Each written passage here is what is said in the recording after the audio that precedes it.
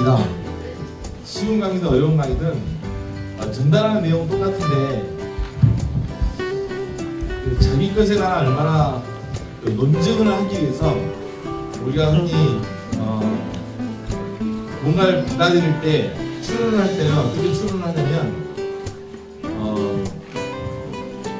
100조 1번이다, 100조 2번이다, 100조 3번이다, 100조 100번까지 힘이가 100조 101번은 힐 것이다 하고 추정을 하죠. 이것을 우리가 말할 때 귀납적 추정이라고 말합니다. 그리고 또 반대로 A는 이퀄 B고 B는 이퀄 C니까 A는 이퀄 C다. 이래서 A는 A하고 C는 전혀 관련이 없는데 A는 C가 될 것이라고 추정할 수 있어요. 이걸 우리가 연역적 추론이라고 합니다. 그래서 우리가 보통 볼 때 귀납법은 귀납적 추정이라고 하고 100번 100조가 희라고 해서 101번 100조가 반드시 희라고 할 수는 없지만 여러 가지 경험치로 봐서 101번을 희라고 이렇게 표현하죠. 이게 동물과 우리 인간의 차이점입니다. 인간은 그렇게 추론의 능력이 있어요. 그래서 어떤 사건을 가지고 그 다음 것을 예측을 할 수 있는 것이 인간입니다. 근데 이게 추론을 하면서 이런 방법이죠. 내가 이렇게 살아보니까 이거더라 하고 말하면 여러분들에게 귀납적 추정으로 강의를 하는 것이고 이런 학자가 이렇게 말했고 이런 분이 이렇게 말했고 이런 케이스에서 이러고 A가 그래서 B가 되고 그러니까 B가 C가 되어서 A는 C라고 할 수 있습니다 라고 말하는 것을 연역적 추론이라고 합니다. 주로 인문사회과학은 연역적 추론이라는 방법을 많이 쓰고요.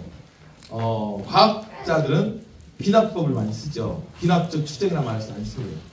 이게 일상에서 틈틈이 우리 아이들은 듣거든요. 어떤 것을 이야기하거나 할 때 그리고 너가 이렇게 하니까 다음에 어떤 것을 너가 할 수 있지, 다음에 뭐라고 생각할 수 있지라고 우리 일상에서 말을 많이 하다 보니까 되게 쉽습니다. 우리가 논리학을 가르치다 보면 논리학에서 제일 처음에 가르치는 것이 개념을 가르칩니다. 외연이 뭐고 내포가 뭔지. 그리고 바로 들어가는 것이 귀납적 추정과 연습적 추론을 하고 그 다음에 논리적 오류하고 이게 논리학의 전부예요. 이것을 가지고 이제 글 읽기부터 시작해서 되는 거죠. 오늘은 조금 그래서 귀납적 추정은 좀 쉽습니다. 내가 살았던 이야기니까. 연습적 추론은 어려운데 오늘은 다소 이론적인 강의가 있는 연습적 추론의 방식을 가지고 공부를 하고자 합니다. 되게 어렵습니다. 그러니까 어려우니까 잘 들어보시고 어떻게 이것을 공부를 할 것인지 그리고 한 글자 한 글자씩 읽어가면서 해석하면서 시작하겠습니다. 먼저 우선에 강의를 먼저 해보겠습니다. 이 세상은 엄청 빠르게 바뀌고 있습니다.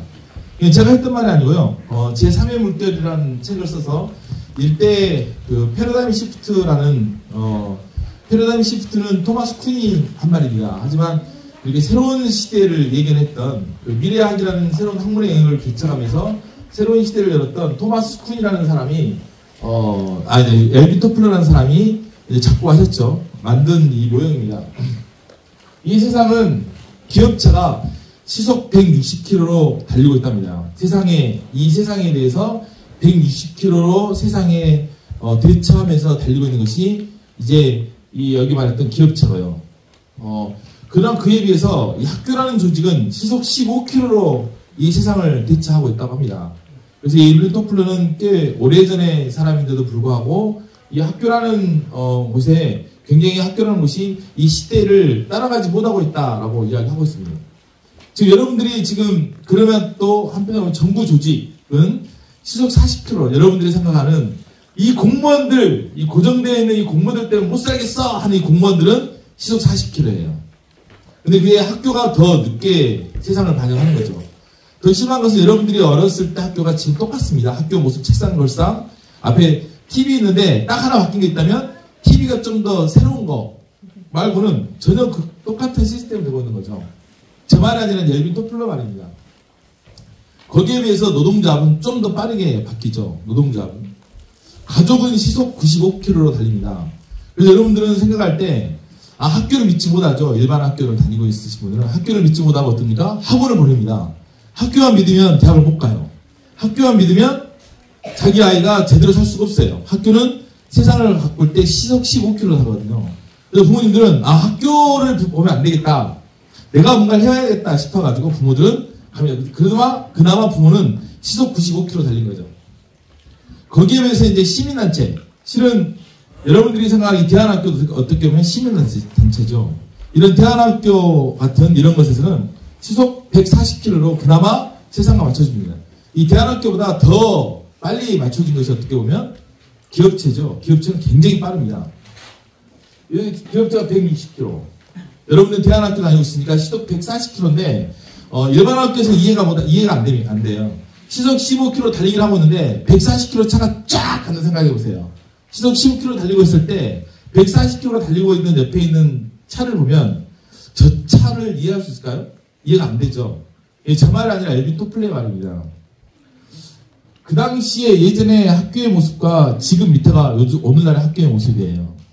거의 선생님은 앞에서 똑같이 이렇게 가르치고 있고 아이는 이렇게 하고 있습니다. 여기에다가 조금 과학기술을 넣는다 해가지고 요즘에 넣는 것이 애들에게 그냥 무상으로 핸드폰 주고 아이패드 주고 그래서 광주시 같은 경우는 다 그 노트북을 줬잖아요.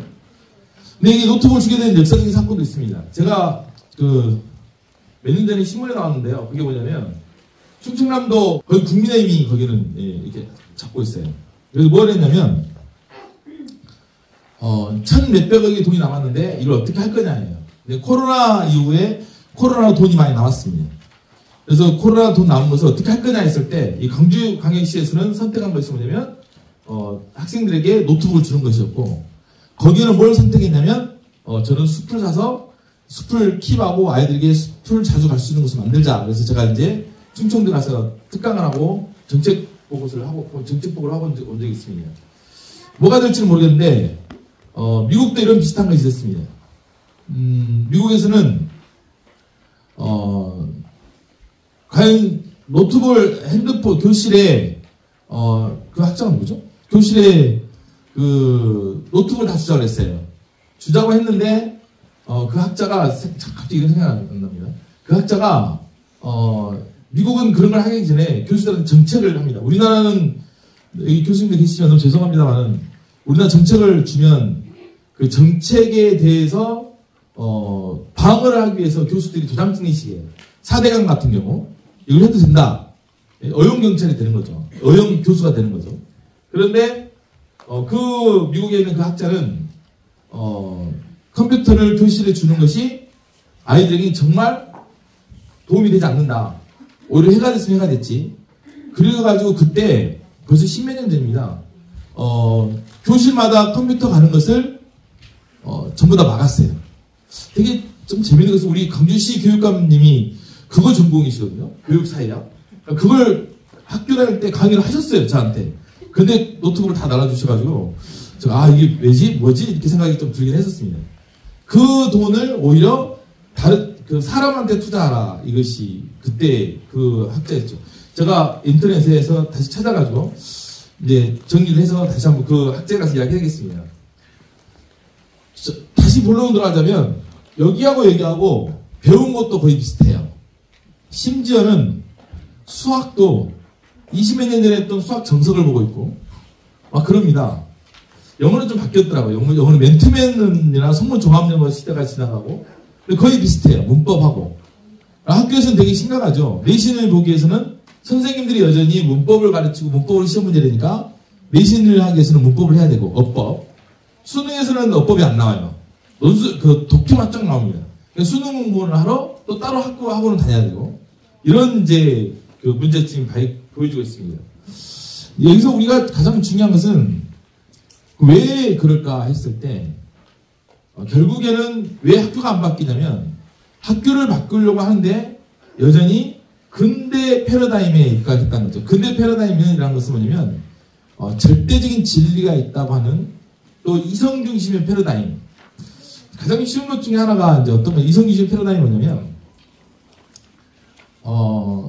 제가 다이어트를 하고 싶잖아요. 다이어트를 해야 되면 내 의지 가지고 다이어트를 할 수 있다. 예시가 정확한지 모르겠으면 내 의지 가지고 다이어트를 할 수 있다는 거예요. 내 의지. 절대적인 이성을 가지고. 근데 내 의지만, 내 이성적인 사고만 가지고 다이어트 가능합니까? 아니죠. 내가 어떤 걸 선택하려고 할 때는 내 이성만이 좌우된 것이 아니라 내 감정도 좌우되고, 또 심지어는 내가 그동안 살아왔던 내 삶의 궤적도 좌우가 되고, 내가 지금 처해져 있는 환경도 내가 판단한 데 좌우가 돼요. 그런데 모든 것을 이성중심의 패러다임으로 가버립니다. 이성중심 패러다임이다 보니까 이성이 아닌 것은 전부 다, 이성이 아닌 것은 뭐예요? 전부 다 반이성이에요. 반이성주의. 왠지 모르게 맞지 않은, 옳지 않음이 돼요. 이때 패러다임은 옳고 옳지 않음의 패러다임이에요. 이때는 정답이 있는 패러다임이에요. 그러니까 사지선다형이 이때 나오기 시작합니다. 답이 있어요. 이러다 보니까 이때 나온 것이 뭐냐면 세계대전을 일으킵니다. 뭐냐면 백인 우월주의의 이성중심의 백인 우월주의가 있는데 그 외에는 다 아니란 거죠. 그래서 장애아도 아니에요. 장애아도 보편적이지 않기 때문에 장애아도 배제. 여자도 배제. 여자도 보편적인 것이 아니에요. 남자 우위, 그리고 백인 우위. 그러다 보니까 백인 우위, 남자 우위, 그리고 이성의 패러다임이 옳지 않음을 만들어내서 유태인들을 홀로코스트를 다 죽이는데도 사람들이 양심의 가책이 없이 유태인들을 과감하게 죽여버립니다. 왜냐면 자기는 백인 우월의 이 사람들만이 집시와 유태인들은 이 세상을 존물 먹고 이 세상의 이성적인 사고를 하지 못하게 만드는 존재라 생각하고 다 죽이죠. 그때 나온 패러다임, 그때 나와서 그 근대 패러다임이 등장한 것이 뭐였냐면 그때 세계대전이 일어납니다. 전쟁을 해도 전혀 사람들은 죄의식을 가지지 않아요. 유태인들을 죽여도 된가 보다 싶어요. 조그마한 일만의 흔들림이 있지만 과감하게 그런 것을 감행을 합니다. 교육에서는 뭐냐면 무조건 옳다는 거예요. 이 당시에 등장하는 사조가 계몽주의 사조가 등장합니다. 이성중심주의. 사람을 바꾸자라는 것이 같이 등장하는데 이것에 관한 반발로 등장한 것이, 이것에 관한 부작용이 나타난 것이 양차 세계대전입니다. 1차 세계대전과 2차 세계대전이죠. 세계대전이 끝나고 나서 지식인들 사이에서는 어마어마하게 많은 후회가 있기 시작합니다. 도대체 우리가 믿었던 이성이라는 시대가. 근데 그 이성은 또 언제 나왔냐면 막 나온 게 아니에요. 그 이성은 그 전에 원래는 모든 것을 신이 세상을 좌우한다고 생각했던 신본주의였습니다. 오로지 신의 사고에 의해서, 신의 섭리에 의해서 세상이 돌아간다라고 했던 신본주의 패러다임에서 아니다. 인간은 자기의 의지가, 자유의지가 있어서 자기가 사고할 수 있고 자기가 판단할 수 있는 존재다 해서 이성주의가 나타나요. 그러니까 그때 신본주의에서 이성주의가 나타날 때는 어마어마하게 획기적이었죠. 다 신이 좌우된다, 신이 최고다 했던 그런 패러다임에서 이성이, 사람이 생각할 수 있다는데, 인간이 사고할 수 있고 인간이 판단할 수 있다는데 신의 존재에 대해서 반대라고 등장하기 시작한 것이 이성주의거든요. 엄청 획기적이었죠. 그 당시는 완전히 그냥 이 세상의 사조를 갖다 흔들어놨죠. 근데 그것이 세계대전을 일으킬 줄은 몰랐었던 거예요. 그런데 그 이후의 패러다임이 또 나오기 시작합니다. 이성중심의 패러다임에서 이제, 그런데 우리 학교라는 곳은 어디냐면 그때 당시에 학교가 만들어지기 시작해요. 지금 근대학교의 패러다임은 딱 200년 됐습니다. 정확하게 이성중심의 패러다임이 나타나기 시작하면서부터 근대학교가 나타나기 시작했어요. 근대학교라는 것은 뭐냐면 나이가 똑같으면 능력도 똑같고 무엇을 가르칠지를 이미 다 똑같이 국가에 정해준다는 거예요. 학교가, 교수님 그러면 볼로냐 대학이나 솔로몬 대학 같은 경우는 학교가 500년 됐다는데요. 600년 됐다는데요. 이렇게 물어볼 수 있잖아요. 근데 그 당시 학교는 아카데미식이었어요. 한 달, 2달짜리. 그냥 들어가서 한 달, 2달짜리 그 목사님이 되게 한 신학을 하게 한, 철학을 하게 한 그런 패러다임이었어요. 그 당시는 대학 중심 패러다임이었습니다. 그러나 이제 근대로 들어오기 시작하면서 대학 중심의 패러다임이 보통 교육으로 전환이 되기 시작하죠. 그래서 컴스 같은 경우는 이렇게 말합니다. 뭐라고 말하냐면 이제 200년밖에 안 됐다는 거예요. 이런 학교 제도가. 그래서 향후의 학교는, 이런 학교의 패러다임은 없어질 것이다 라고 UN 보고서에 발표를 하기 시작합니다.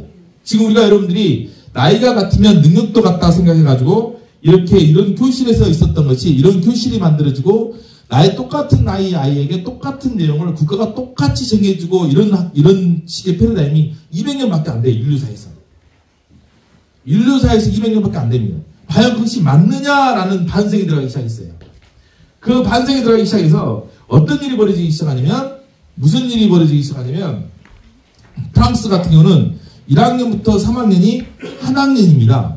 프랑스는 1학년부터 3학년이 한 학년으로 똑같아요. 4학년부터 6학년을 한 학년으로 봅니다.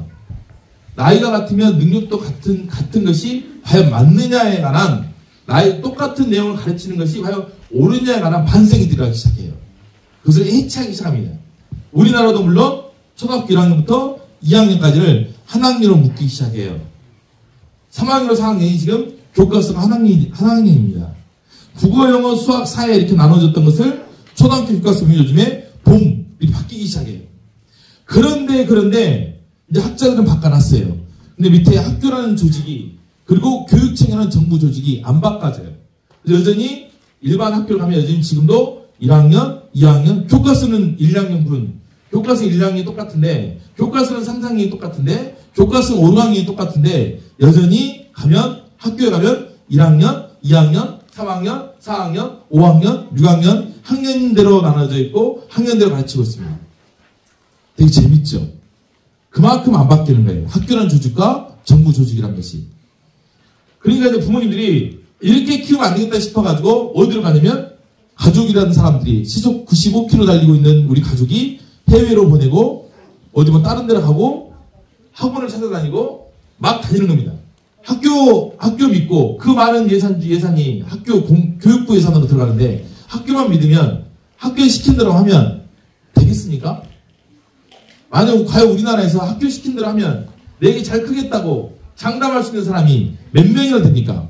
솔직히 교육학자인 저도 절대 학교를 못 믿어서 저도 이게 나왔습니다만은 저도 교사를 양성하는 사범대학 교수였지만 어떻게 과연 내 새끼를 학교만 믿고 온전히 학교에 놔두면 이 학교가 내 아이를 잘 키워주겠다라고 믿지 못합니다. 왜냐면 제일 중요한 것 중에 하나가 변화되고 있는 속도에 발맞추지 못한다는 거죠. 그것은 결국에는 뭐냐면 이 학교라는 시스템이 근대 패러다임에 결국에는 제가 세종시에서 교육정책을 짜면서 이제 막 발표를 했습니다. 발표를 하니까 교원대 어떤 교수님이 저한테 손을 들면서 물어보는 거예요. 그러면 정대훈 교수가 생각하는 우리나라 교육의 문제가 뭐라고 생각하냐 물어볼 때 저는 생각도 안 하고 바로 말했습니다. 교육 철학의 부재입니다. 교육 철학의 방향을 잃고 있습니다. 근데 그 철학이란 말이 무슨 말이냐면 그 철학이 근대 철학이란 거예요. 근대 패러다임이죠. 이성 중심의 패러다임이란 거예요. 여기에서부터가 문제입니다. 옳고 그름이 명확하고 성과 악의 구분도 명확하고 이성 중심의 패러다임 다 맞는 말 같잖아요. 이 말이 옳고 그름이 명확해야지 사람이 성과 악이 명확해야지 하는 말이 익숙한 사람은 근대 패러다임이에요.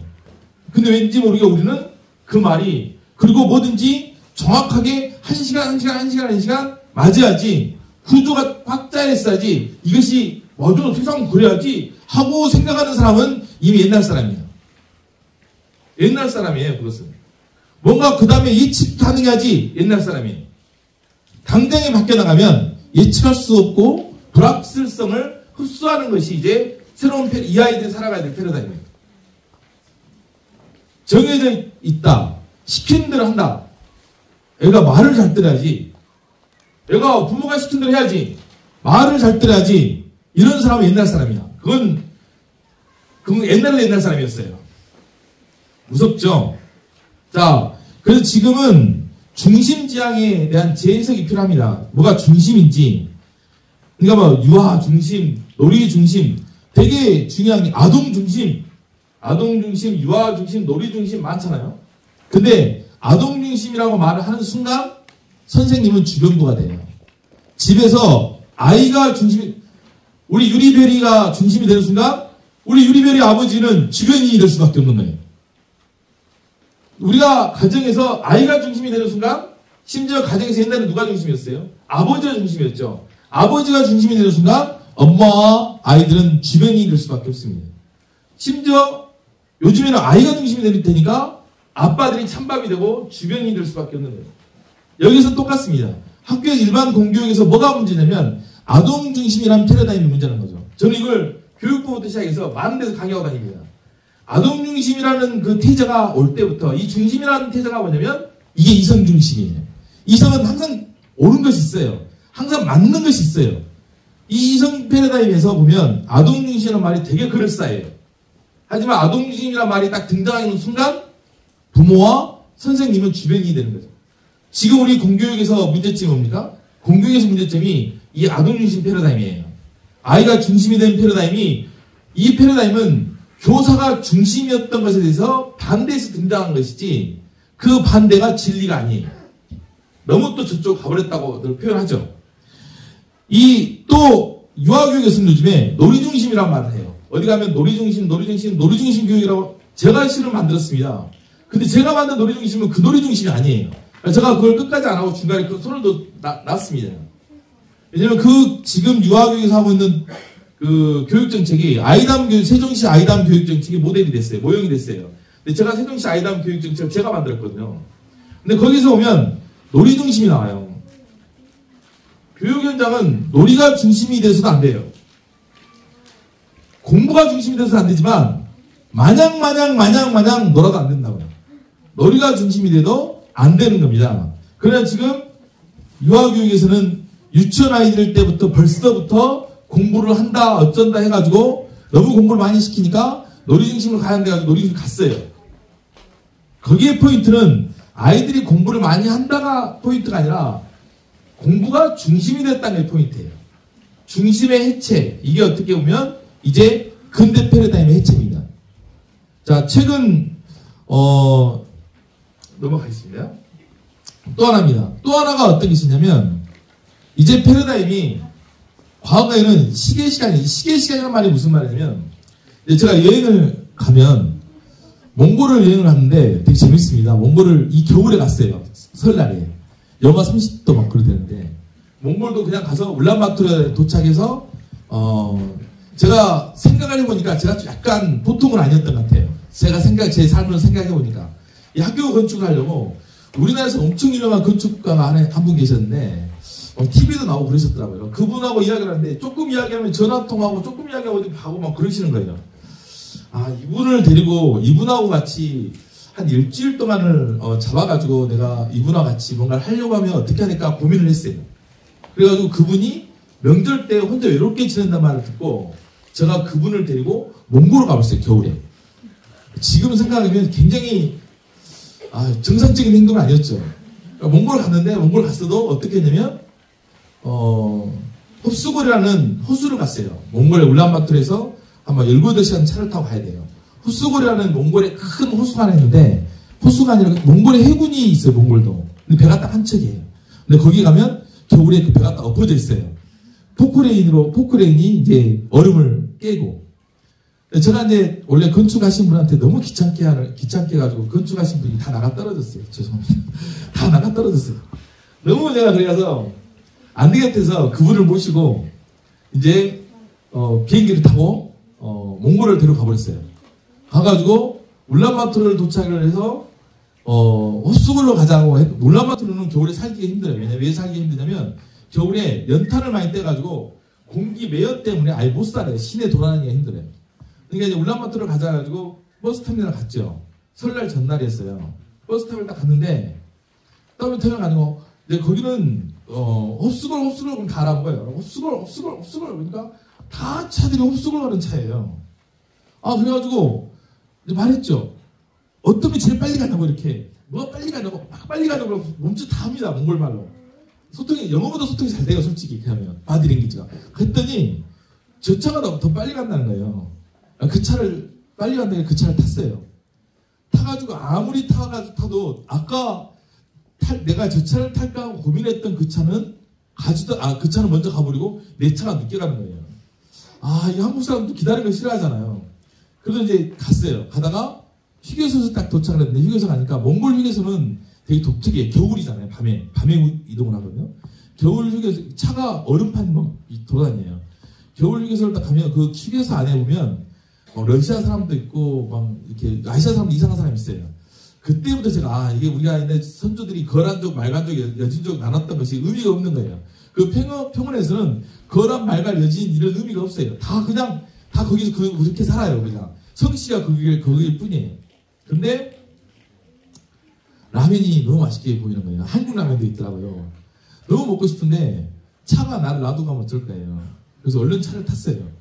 차를 타가지고 소변 보고 뭐 하고 차를 타가지고 이제 그 건축사님하고 둘이 앉아 있었는데 30분이 지나도 차가 출발 안 하는 거예요. 라면 먹고 올 걸, 어묵이라도 먹을 걸 엄청 후회가 되는 거예요. 그냥 비스킷만 갖고 와서 차에 있을 때 비스킷하고 빵을 먹었죠. 먹었는데 후회되더라고요. 그런데 아까 그 라면을 정말 맛있게 먹었던 애가 하나 있었어요. 그 애 보고 내가 맛있게 먹고 싶다는 생각이 들었는데 그 애가 마지막에 타고 있는 거예요. 그 애가 딱 타니까 출발을 해요.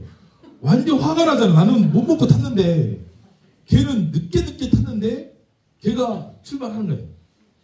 이게 뭐야? 하고 하는 순간 머릿속에 딱 스치고 지나가는 것이 있었어요. 그게 뭐냐면 에드워드 홀이라는 그 학자가 쓴 책에 보면 에드워드 홀의 그 사부작 책이 있어요. 그 뭐 공간에 관한 거, 거리에 관한 거, 시간에 관한 개념인데 그 에드워드 홀이 쓴 책에 보면 모든 시간은 사건 시간과 시계 시간으로 나누는 거예요. 이 사건 시간이라는 것은 뭐냐면 아프리카 같은 경우는 사람이 다 타야지 출발을 해요. 이게 사건 시간이죠. 우리는 어떻습니까? 9시 되면 출발하고 10시 되면 출발해요. 이걸 시계 시간이라고 해요. 이 에드워드 홀의 사건 시간과 시계 시간은 레빈이라는 학자가 P타임과 M타임으로 또다시 새로운 일을 만듭니다.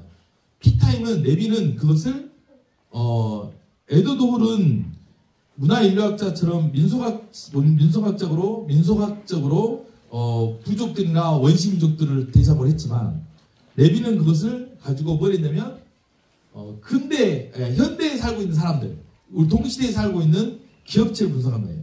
봤더니 노동자들은 모노타임에 사는 거예요. 나사를 계속 받고 단선적인 선에 살고 사장님들은 폴리타임, 그래서 P타임과 M타임이라는 것을 만드는 거예요. 사장님들은 P타임을 만드는데 잘 들어야 돼. 내가 이거 수능에 앞으로 10년 안에 안 나오면 소리 장을 친다니까. P타임과 M타임을 만드는데 P타임은 폴리타임이에요. 폴리타임은 한꺼번에 뭘 하다가 동시에 여러 가지 할 수 있는 멀티태스킹이죠. 일하다가도 집에 아줌마한테 밥 해놓으세요 전화할 수 있고 그러다 갑자기 부인한테 오늘 몇 시에 가? 이렇게 멀티태스킹을 가능한 거 한꺼번에 여러 가지 일을 할 수 있다는 것을 폴리타임이에요. 그걸 보니까 이 폴리타임 그래서 기업체에서 리더급에 있는 사람들이 폴리타임을 갖고 있고 기업체에서 노동자 쪽에 가까울수록 모노타임이라는 거예요. 이것을 에드워드 홀하고 연결해보면 사건 시간에 가까운 것이 뭐냐면 폴리타임이고 딱 이거하고 저거 해야 된 시계 시간 가까운 것이 모노타임인 거예요. 시계 시간과 모노타임. 그런데 원시 부족들은 우리가 생각하는 비문명화되어 있는 부족들은 사건 시간으로 세상을 살더란 거예요. 그런데 저는 교육학자니까 다시 또 교육학으로 다시 전환을 해야 되죠. 교육학에서 보면 어린 유아들 같은 경우는 어린 유아나 아이들은 시간의 개념이 사건 시간의 개념이에요. 그래서 아이들에게는 몇 시까지 해, 밥 먹을 때까지, 뭐 그런 몇 시까지 이해가 잘 안 돼요. 이 블럭 다 쌓고 와. 이거 다 하고 와. 사건 시간으로 아이에게 이야기해야 돼요. 시계 시간의 개념이 안 되는 거죠. 그런데 또 우리의 패러다임이 노동자의 패러다임에서 이제는 멀티태스킹이 가능한 한꺼번에 여러분들 어떻습니까? 집에서 일 보면서 지금 갑자기 지하철 예약을 할 수도 있고 그러다가 한쪽에 전화를 할 수 있고 한꺼번에 여러 가지 일을 할 수 있는 폴리타임의 시대로 우리가 전환이 되고 있는 거예요. 다시 말하면 우리의 패러다임이 이제는 사건 시간의 패러다임으로 전환이 되고 있는 거예요. 예전에는 시계 시간의 패러다임 때는 9시부터 9시 40분까지 수업하고 수업 따고 나면 10분 동안 쉬는 시간하고 10분 쉬는 시간하고 다시 10시부터 몇 시까지 공부를 하고 이런 시계 시간의 패러다임이 학교 패러다임이었어요. 그러나 지금은 그런 패러다임이 아니죠. 그래서 일반 학교 같은 경우도 시간을 블록화시키기 시작합니다. 3시간을 동시에 하기 시작하고 2시간짜리 수업을 하기 시작하고 한 과목당 시간을 해체하기 시작을 해요. 되게 재밌죠? 이게 지금 이제 새로운 개념, 아주 쉬운 예예요, 지금. 이걸 해체하면서 어떤 것이 등장하기 시작하냐면, 공간도 해체되기 시작합니다. 그래서 스쿨링의, 학교라는 이 스쿨링의 개념이 세 가지가 있는데요. 그 중에 하나가 디스쿨링이라는 개념이 있고, 그 중에 하나가 언스쿨링이라는 개념이 있어요. 이 디스쿨링은 교과서의 내용을 학교라는 공간에서 벗어나서 밖에서 공부한다 하는 그게 디스쿨링이에요. 라이먼 앨리치가 했던 말이고, 언스쿨링은 이 디스쿨링은 교과에서 배워야 할 내용을 공간을 벗어난다는 것이 디스쿨링. 언스쿨링은 학교에서 배워야 될 내용을 이것조차 해체시키는 것이 언스쿨링이에요. 언스쿨링으로 가장 세계에서 유명한 것이 서드버리 밸리 스쿨이에요. 그 서드버리 밸리 스쿨은 어디냐면 매월 9월이 되면 미국에 있는 아이비리그에서 그 학교에 스카웃을 하러 가요. 3살부터 18살까지 다니는 곳인데 그 학교는 30만 평에서 숲에서 이렇게 놀려요. 그 서드버리 밸리 스쿨을 우리나라에서 처음으로 그 곳에 관한 그 학교에 관한 것을 번역을 했어요. 그 번역을 한 황규희 교수가 쓴 번역한 책 제목이 언스쿨링이에요. 거기 머릿말에 가면 하리 수박교 정대현 교수 써져 있어요. 거기 언스쿨링이라는 책임이 한국에서의 언스쿨링을 하고 있는 일이 나옵니다. 이게 언스쿨링의 개념이에요. 어떻게 되면 이제 해체를 하기 시작한 거예요. 낯설게 지금까지 했던 교육의 방식이 과연 맞은가, 과연 옳은가라는 것에 대해서 우리는 이제 다시 한번 낯설게 보기 운동을 시작한 거예요. 지금 당장에 시간의 개념 같은 경우도 어떻게 됐냐면 예전에는 시간을 중심으로 하다 보니까 시간이 시계 시간이 중심이다 보니까 모든 것은 40분 안에 다 끝나야 돼요. 조금 어려운 것은 몇 시간을 더 할 수도 있잖아요. 그런데 모든 교과를 n분의 1로 나눠요. 그리고 그 시간에 그렇게 하게 합니다. 지금 우리가 학교에서 하고 있는 것이 시계 시간 빼려 되기 때문에요. 심지어는 뭐냐면요. 영재를 구별한 영재와 영재가 아닌 리타드 된 거. 다시 말하면 지체와 기프티드를 어떻게 구별하고 있냐면요. 기프티드 같은 경우는 영재죠. 영재 같은 경우는 남들보다 조금 빨리 하는 거. 5살짜리가 10살짜리를 하면 영재예요. IQ 검사 그렇게 나오거든요. 그것의 기준이 뭐냐면 시간이에요. 시계 시간이. 사람은 조금 늦게 튀을 수도 있어요. 자연은 봄, 여름, 가을, 겨울 꽃피는 시기가 달라요. 어떤 사람은 그 당장에 키도 마찬가지예요. 키도. 어떤 사람은 키가 초등학교 때 크지만 어떤 사람은 중학교 때 큰 사람도 있어요. 여러분들이 믿거나 말거나겠지만 제 키가 중학교 2학년 때 키다니까요. 그리고 엄청 클 줄 알았죠. 여기서 끝났어요. 저는. 이거죠. 중학교 2학년 때 키가 큰 사람도 있고 초등학교 5학년 때 큰 사람도 있고 초등학교 4학년 때 큰 사람도 있어요. 키 크는 시기가 다른 거예요. 시간이 시계의 시간으로 모든 것을 똑같이 규정지었을 때 머리도 마찬가지죠. 머리가 확 튀는 시간이 다른 거예요. 머리가 확 깨어나는 시간이 있어요. 그 확 깨어나는 시간이 달라요. 다른데 부모들이 그때를 못 참고 벼에서 자연이라는 벼에서 벼가 잘 자라고 있는 벼를 쏙 뽑아요. 그러면 뿌리가 잘 자라고 있다가 쏙 뽑혀보니까 죽지요. 실험해보세요. 가서 올 봄에 모짜리 있을 때 교수님이 말했는데 나는 베이컨이야. 뭐든지 실험을 해봐야 돼. 검증을 해봐야 돼. 그래서 한 모짜리를 다 뽑아보세요. 이렇게 좀 빨리 크라고 뿔벌어보세요. 사는가? 절대 못 살아요. 죽습니다. 아이들이 자기 시간이 있음에도 불구하고 그 시간을 못 기다려주고 부모가 거기서 뭔가 지입을 해보세요. 어렸을 때 일찍 영어 공부 가르치는 치고 다른 사람 말 잘 듣는 게 못 봤어요. 수영 언어가 안 돼요. 말을 해도 말귀를 못 알아먹어요. 다른 말 해버려요. 그렇게 하지 말라고 전 세계 모든 교육학자들이 똑같이 말을 해요. 그런데 옆집 아줌마가 아니래요. 저도 깜짝 놀랐어요. 제 아버지께서 수술을 받으셨는데요. 의사 선생님이 무슨 호스를 뽑지 마라 그랬어요. 호스를 뽑지 말라고 신진당부를 했어요. 그런데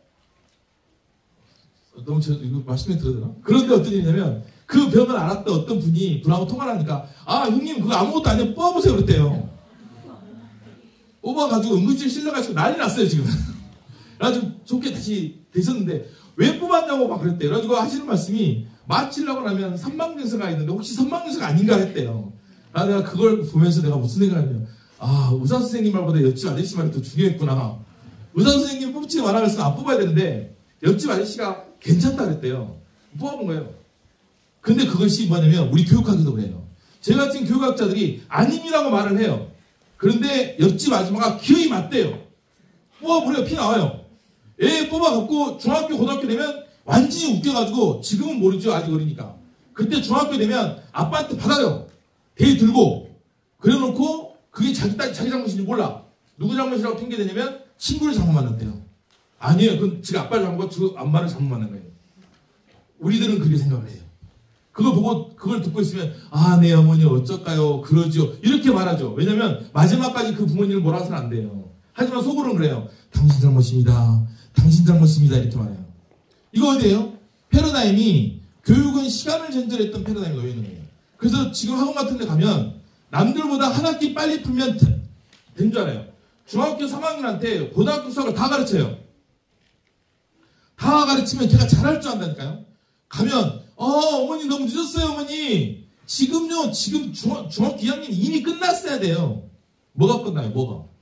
이미 수학이 끝났어야 돼요. 이렇게 말해요. 그래가지고 그 학원에서 잘 갔으면 말을 안 해요. 제가 못 가요. 그런데 어머니 옆집 사람 어째 지금 아직도 지금 그걸 하고 있어? 아우 제가 진짜 솔직히 말해서요. 제 딸은요 초등학교 2학년까지 글을 못 읽었어요. 근데 진짜 기적이 발생했어요. 초등학교 2학년까지 글을 못 읽었는데 지금은 글을 읽을 줄 알아요. 대학생인데 신기하죠. 초등학교 2학년까지 글을 못 읽는다 하면 난리가 날 거예요. 누가 난리 났냐면 옆집 아줌마들이 난리를 했어요. 심지어는 할아버지 할머니까지 명절만 되면 또 교육 갖고 이야기해야 되겠네. 너 왜 애를 그렇게 키우냐. 더한 건 보면요 아들은요 6학년까지 구구단을 못 외웠어요. 그래서 구구단을 못 외워가지고 몇 단이 뭐냐고 구구단 물어보면요 명절 때 세배 한 번 하고 나면 걔가 스트레스 받아요. 구구단 외우라 그러니까. 그러면 옆에 있는 애가 하나 있어요. 그 아들하고 친한 사촌이 있어요. 걔는요 초등학교 3학년 때 구구단을 외워본 거예요. 3학년 때 칭찬을 받아요. 근데 우리 아들은 칭찬을 못 받았죠. 걔는 초등학교 6학년 때 영어를 우리 아들은 오렌지를 갖다 놓고 이게 뭐냐고 물어보면 귤 영어로 좀 얘기해봐 그러면 귤 이렇게 했었어요. 근데 걔는 그때 오렌지는 아니에요. 그때 이미 오렌지 했던 애예요. 내 사촌간이었죠. 저를 걱정 많이 했어요. 근데 제 아들은 영어 다 맞았어요. 수능에. 근데 그 애는요 아직도 공부해요. 아들하고 동갑인데 아직도 수능을 봐요. 올해 또 안 됐어요. 이거 영상 나가면 나 이거 할 건데. 그래요. 왜 그러냐면요 시간의 패러다임인가 그래요. 과거에는 시간의 패러다임이었어요. 아이를 시간의 패러다임 안에 집어넣어놓고 그렇게 조지면 그런 거예요.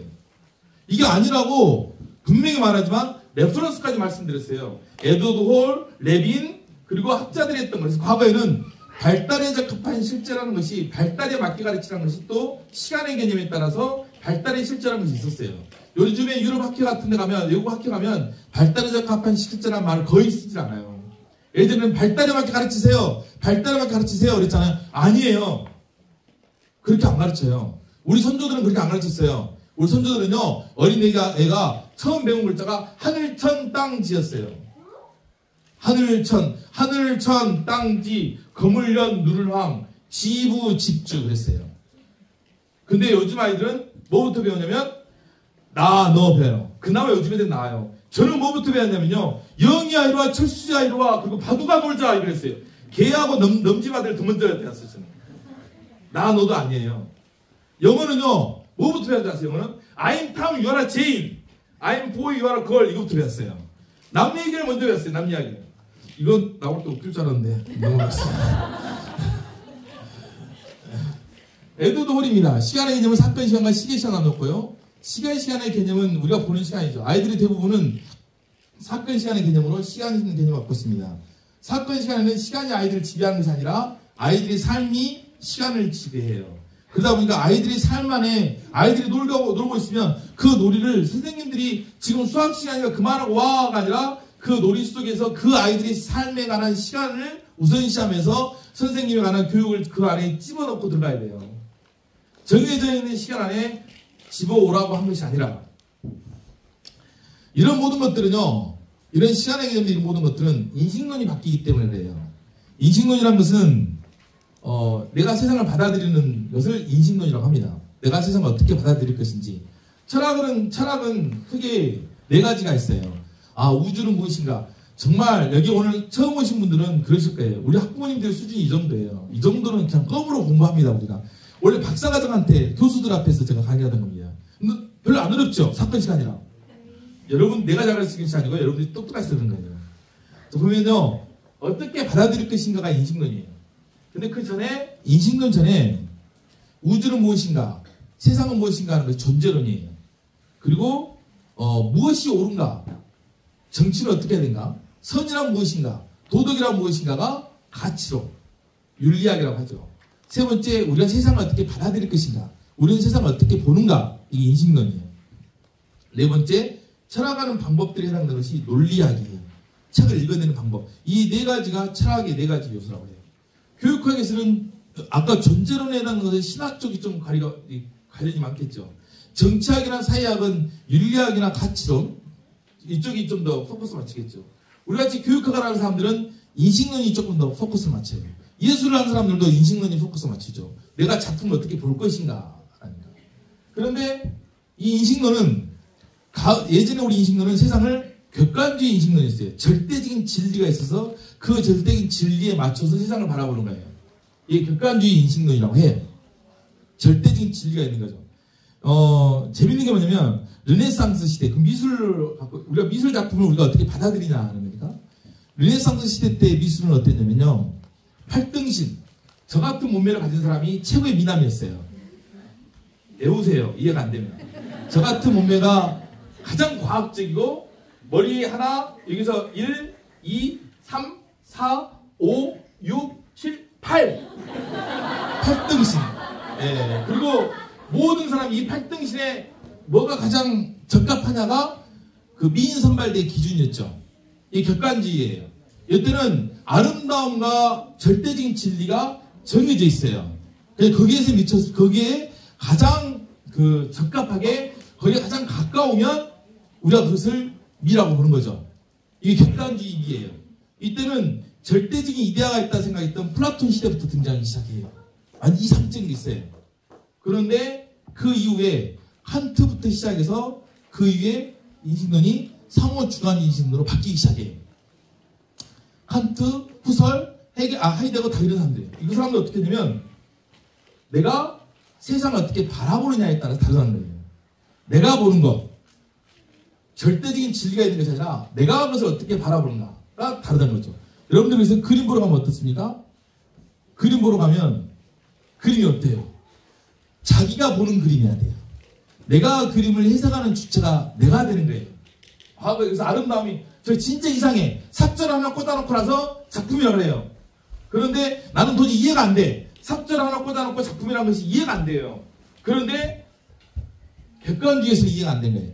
제가 갖고 있는 아름다움이라는 기준, 미의 8등. 근데 이게 제가 군대에 있을 때 미군 부대에서 저 미군으로 근무를 했었는데, 미군 부대에서 근무를 한데 특이한 게 뭐냐면 미군들은 제가 볼 때 안 이쁜 여자인데 그 사람 되게 이쁘대요. 완전히 이뻐 죽으려고 그래요.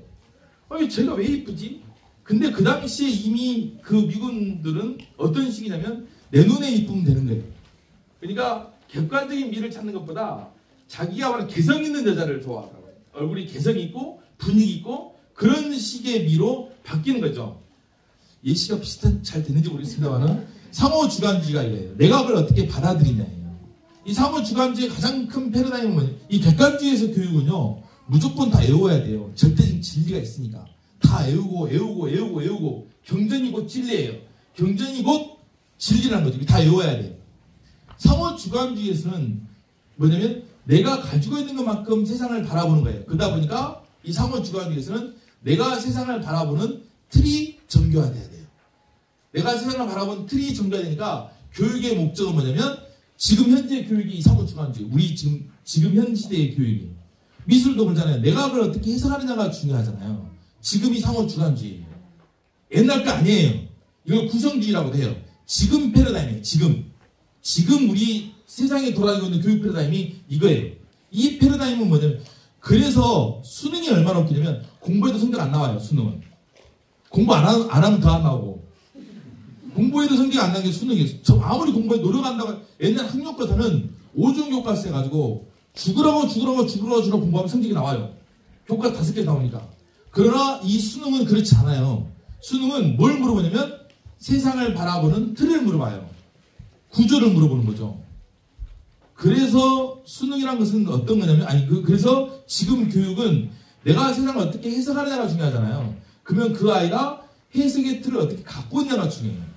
그래서 이 교육학자 중에 발상학적 인식론자 중에 하나 삐아제라는 사람이 있어요. 이 사람은 다리가 4개면 개라고 이렇게 표현해요. 어린아이들은. 다리가 4개면 고양이도 개, 사자도 개, 다 개라고 표현해요. 그러나 이것이 더 발전하면 다리가 4개면 개가 아니라 고양이도 있고 사자도 있구나 하고 지식이 분화되기 시작해요. 구조가 분화되기 시작하면서 구조가 정교화되기 시작해요. 그 구조가 정교화되어 있는 것, 얼마나 정교화되어 있느냐를 뽑아내요. 지금은. 이게 상호주관주의예요. 내가 세상에 갖고 있는 많은 구조를 갖고 있을 때 바라볼 때 다르잖아요. 그러잖아요. 다 여러분들 부모님들은 다 지금 결혼할 때는 남편분이나 아내분이 다 처음이잖아요. 그래서 이해가 잘 안 되실 거예요. 저는 우리 집사람이 없기 때문에 저는 처음이 아니에요. 사귀어봤기 때문에 와이프가 얼마나 좋은지 알아요. 이거 쑥스럽습니다. 내가 많이 사귀어봤으면 여자를 보는 것이 다르죠. 나한테 여자라는 구조가 많은 거예요. 여자라는 구조가 많기 때문에 내가 여자를 만날 때 저 여자는 내가 옛날에 만났던 사람하고 어떻게 달라서 그래서 만날 때마다 여자를 만나본 사람은 그 여자에 대한 구조가 망이 돼 있는 거죠. 처음 만난 사람은 그게 없겠죠. 근데 여자를 만나는 경우는 직접 만나는 것도 중요하지만 뭐 TV로 만나거나 자기 이모나 자기 엄마나 자기 주변에 있는 많은 여자들의 요인이 영향을 미쳤겠죠. 그런 것들이 쌓여서 구조가 되는 것이에요. 그걸 가지고 그게 바로 인식의 틀을 형성을 해요. 그 인식의 틀이 상호주관주의예요. 그 인식의 틀로 세상을 봐요. 미술 같은 경우도 내가 어떤 인식의 틀을 갖고 있냐에 따라서 미술 작품을 해석하는 게 달라져요. 내가 어떤 인식의 틀을 갖고 있냐에 따라서 사람을 보는 게 달라지죠. 그래서 지금 교육은 그 인식의 틀을 확장시켜주는 것이 지금의 교육이에요. 그래서 아무리 공부를 해도 성적이 안 나온 거. 우리 성민이가 엊그제 시험을 봤는데 공부를 하나도 안 하고 고등학교 시험을 딱 봤어요. 그런데 점수가 많이 높아졌어요. 높아요. 상상을 초월할 수는 높아요. 그런데 시험 공부를 안 했다니까요. 왜 점수가 그래서 중간에 책만 계속 읽혔어요. 몇 개월 동안. 한 1, 2개월. 그래서 딱 한마디 했죠. 책만 읽으면 성적이 나와. 이렇게 말해준 거예요. 그런데 그 순간에 옛날 객관주의 패러다임 시대로 돌아가서 문제를 열심히 풀었다. 그게 점수가 안 나와요. 본질적인 능력을 길러줘야지 점수가 나와요. 본질적인 능력을 길러주면 공부를 하는데 지가 생각해도 신기해요. 자기의 점수가 나온 것이. 그렇게 돼요. 이게 그래서 지금은 더 쉬운 말로 이건 인터넷용이에요. 우리는 이제 다 알고 있으니까 인지구조의 틀을 확장시킨다. 우리는 다 알고 있으니까 우리는 말고 쉬운 사람들이서 강의를 하면 이 유튜브 하는 사람들한테 강의를 하면 머리 좋아지려고 공부하는 거예요. 내가 사고 영역이 확장되려고. 수학을 공부할 때도 1+2는 3이라는 것을 모르는 사람이 없다니까요. 한 학기 배울 거 그 다음 학기에 학원 선생님이 더 잘 가르쳐요. 학원 선생님보다 일반 학교 선생님이 더 잘 가르쳐요. 근데 왜 일반 학교는 한 학기 내내 가르치겠어요? 왜 학원에서는 한 달이면 1년 걸 다 배우겠어요? 우리 일반 학교 선생님들이 못 가르치는 것이 아니에요. 그건 딱 하나예요. 왜 그걸 가르치냐면 그 수학을 통해서 머리가 좋아지려고 하는 거예요. 사고력을 개발하려고 하는 거예요. 사고의 확장을 위한 거예요. 수학 문제 푸는 게 목적이 아니라니까요. 문제만 많이 풀면 된 줄 알아요. 그래서 그 애들은 수능의 목표가 4등급이에요. 그렇게 풀어버려요. 문제 많이 풀고 막 공부 열심히 하면 시험 문제 풀고 학원 다니고 그러면 문제 많이 풀면 4등급이에요. 그나마 그 중에 좀 똑똑하면 올라가는 거예요. 그래서 아무리 그렇게 시간을 많이 투자해도 점수가 안 나오는 거예요. 왜냐면 상호주관주의 패러다임에서는 인지구조의 틀을 확장하는 것이 제일 중요하거든요. 그런데 뜬금없이 뒤에 상호객관주의라는 패러다임을 갖고 왔어요. 이게 이제 한의학계에서 하고 있는 거예요. 이게 제가 일부러 제가 밑에다가 제일 밑에다가 제 레퍼런스를 밑에 각주를 달아놨어요. 각주에 제가 잘난 척을 해놨어요. 잘난 척을 하는데 제일 뭐냐면 하리수학교 제가 선생님이고 한국노벨과학포럼 강주 전남 본부장을 지금 맡고 있어요. 그리고 대표 조서로 이거 있고 그리고 어디 있냐면 교육부 미래교육 특별위원회 활동을 했고요. 그리고 세종시 교육정책자고 그걸 제가 했습니다. 이거 해준 이유는 여러분들이 지금 알고 있는 것이 그냥 허투루한 것이 아니라는 것이에요. 이미 학문이라든지 이미 학계라든지 이미 국가에서는 이걸 받아들이기 시작했어요. 이게 뭐냐면 상호 객관주의예요. 저만 주장한 것이 아니에요. 이제 예술 쪽도 객관적인 것이 있더라. 옛날처럼 그냥 괴기스럽게 삽전을 꽂아놓고 예술이면 예술이라고 생각하지 않더라. 이제 인식론이 상호 객관주의까지 인식론이 지금 확장이 되어 있는 상황입니다. 보면 이 상호 객관주의라는 인식론을 설명할 때 가장 잘 설명할 수 있는 이론이 뭐냐면 복잡성 이론이에요. 이 상호 객관주의라는 이 이론을 가지고 뭐까지 이 철학이라는 이념은 어디까지 설명이 되느냐면 예술, 과학, 경제 다 설명이 가능합니다. 이것이 어디까지 나왔냐면 지금 이 상호 객관주의 패러다임이 아까 말한 예술만 들어간 것이 아니라 과학, 뭐 다 들어가요. 그래서 지금 우리가 말한 인공지능 패러다임까지 설명이 가능할 수 있어야 돼요. 그걸 우리가 말할 때 가장 상호 객관주의 이론을 설명하는데 가장 용이한 이론이 복잡성 이론이라고 합니다. 복잡성 이론이라는 것은 이제는 모든 것을 여기 보면 지식은 시간의 역동성, 연속적인 변화 과정 속에서 영향을 주고받으며 형성된다. 다시 말하면 고정되어 있지 않아요. 우리가 뭔가를 배우면 배우가 아니라니까요. 아가 아니에요. 하고라도 근데 여기까지 나가야 돼요. 옛날에는 이해됐어. 외워야지. 여기였는데 지금은 그런데 여기까지. 왜냐면 그것이 진리가 아니에요. 그 다음 진리를 만들어내는 거예요. 이 상호 객관주의 더 쉽게 이야기하면 작년에 우리가 1년 동안 뭐 공부했냐면 우리나라 영재 아이들 특성 중에 딱 두 가지예요. 영재 아이들 특성은 뭐였죠? 어머니 뭐였죠? 예, 그렇죠. 메타인지였죠. 또요. 몰입. 예. 영재 아이들 특성은 메타인지와 몰입이에요. 메타인지라는 것은 실제 유튜브 같은 데서 오늘 오신 분은 또 제가 보내드리겠습니다. 예. 뭐가 나오냐면 메타인지라는 것은 실제 우리나라에서 최고의 상위 0.01%의 아이들을 데려다 놓고 실험을 했어요. 방송국에서. KBS인가 EBS인가 KBS인가 MBC가 실험을 했어요. 방송국에 실험을 했는데 어떤 경우가 생기냐면 그들은 과연 뭘 잘할까 봤더니 지능이 높은가? 가정 환경이 좋은가? 아니었어요. 그들이 그래가지고 방송국에서 뒤집혀진 거예요. 아니 얘들이 지능이 높은 것도 아니고 그런 것도 아닌데 왜 애들이 공부를 잘해요? 우리가 공부 잘한다 그러면 지능이 높아야 되잖아요. 근데 지능이 높지 않은데 쟤들이 왜 공부를 잘하는 거야? 하고 나오는 거예요. 이해가 안 되죠. 그런데 답이 어디에 있냐면 그들이 갖고 있는 속성 중에 하나가 메타인지예요. 메타인지. 그 메타인지가 내가 지금 뭘 하고 있는지 아는 거예요. 나의 능력이 어떤지 아는 거고. 어제 토론을 하고 나서 토론회 때 내가 잘했냐 못했냐 했을 때 내가 좀 부족했다고 못했다는 애들은 메타인지 뛰어난 거예요. 근데 어제 토론하고 나 잘했어 하는 친구들은 진짜 못했는데 잘했다는 사람들은 메타인지가 떨어진 거고. 메타인지라는 것은 내가 지금 그 메타인지를 검사를 해보니까 이렇게 나온 거예요. 이렇게 된 거예요. 단어를 몇 개를 주고 외우라고 했는데 너가 지금 준 단어 몇 개를 많이 외운 것이 좋은 것이 아니에요. 10개를 외우거나 20개를 외웠다는 것이 중요한 것이 아니라 많이 외우면 머리가 좋다. 이게 아니라니까요. 내가 지금 몇 개를 외웠는지 알고 있는 것, 이게 메타인지예요. 내가 지금 내가 갖고 있는 것을 5개를 외웠으면 5개를 외웠다, 10개를 외웠으면 10개를 했다 하고 나의 현 상태를 읽어낼 수 있는 것, 내 인지의 또 다른 인지, 이것을 메타커건션이라고 해요. 메타인지라고 해요.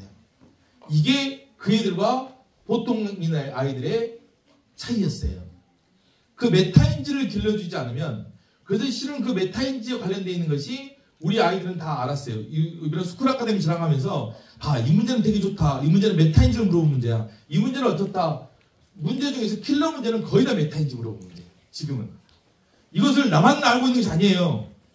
우리나라에 있는 시험 문제를 출제할 수 있는 교수들은 앞으로 미래의 사회에서 인간이 인공지능보다 더 앞서갈 수 있는 것은 메타인지라는 걸 아는 거예요.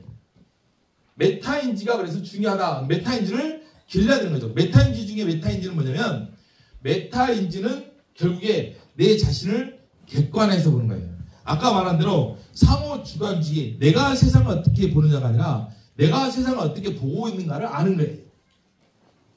내가 내가 세상을 어떻게 보는 것이 아니라 내가 세상을 어떻게 보는지를 아는 거예요. 가장 쉬운 것 중에, 메타인지 중에 가장 쉬운 것 중에 하나는 뭐냐면,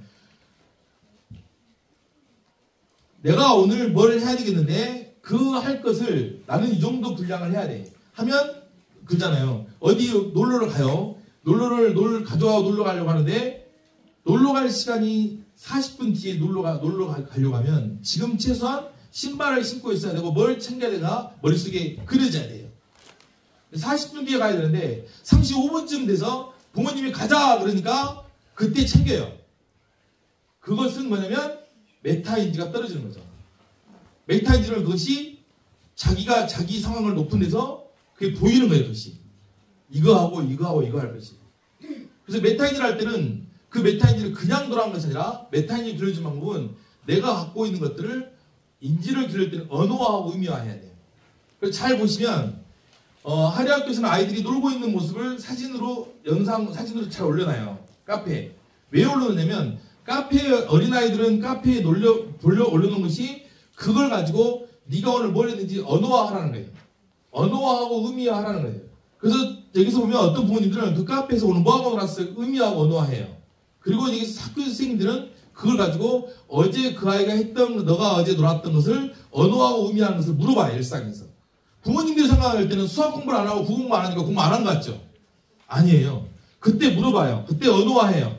그리고 그 언어화할 때는 사진을 찍으면 잘 보시면 아시겠지만 스팟으로 찍고 라인으로 찍어요. 넓게 찍고 가까이 찍어요. 넓게 찍은 이유는 자기가 놀면서 저기에 있는 물건을 갖다 쓸 건데 자기가 보면서 상황을 볼 수 있는 눈이 메타인지예요. 넓게 볼 수 있는 눈이. 그리고 지금 놀면서 앞으로 어떻게 할 거야 하고 물어보면서 예측하면서 할 수 있는 것이 메타인지예요. 지금 하면서 내가 뭘 하고 있다라고 알고 있는 것이 메타인지예요. 그래서 메타인지는 그렇게 놀이 아니면 길러줄 수가 없어요. 다만 책을 읽을 때 메타인지 독서법이라는 게 있어요.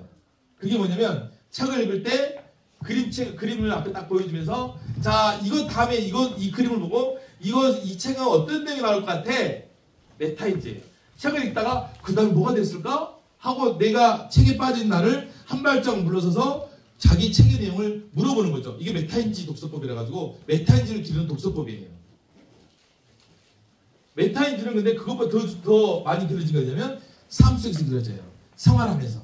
내가 그래서 지금 선거운동하는 것은 굉장히 중요해요. 저 같으면 제가 제일 지난주에 말했지만 제가 이 학교하면서 제 아이들을 선거에 한번 출마를 못 시켰어요. 선거에 출마한 아이들은 지금이 자기가 주인공이에요. 자기 삶에 있어서. 우리 공동체에서. 그리고 내가 전략을 짜는 거예요. 그 다음에 뭘 할까? 어떻게 할까? 이 얘기는 어디에 시킬까? 이 얘기는 뭐 해야 될까? 그래서 부모님들이 너무 많이 개입해도 안 되고 너무 개입 안 해도 안 돼요. 그 적절선이 제일 중요해요. 요리도 그렇죠? 요리도 어떻습니까? 양념을 많이 넣으면 느끼하고 안 넣으면 비린내 나잖아요. 적당히 넣는 것을 전문가라고 하잖아요. 부모님도 마찬가지예요. 너무 많이 개입하면 아이가 생각 자체를 안 해요. 또 너무 개입을 안 하면 아무것도 안 돼요. 6번은 너무 개입을 안 해서 한 발짝 물러서 있길래 선생님이 그러면 선생님이 개입을 해줘요. 막 이거 6하고 막 이거 하고 이것도 하고 선생님이 내내 찾아가지고 개입하고 이제 그렇게 되는 겁니다. 자, 간접 선거는 아니죠. 우리 회장님, 선거관리위원장님. 네. 자, 그래서 복잡성 이론, 이 복잡성 이론은, 제일 중요한 것이, 이제는 과거와 다르게 구조화되어 있는 벽돌이 아니라는 거예요. 그래서 아이들이 내가 알고 있는 것을 다 아는 것, 이게 제일 중요한데요. 이걸 한번 페이퍼를 잠깐 봐보세요.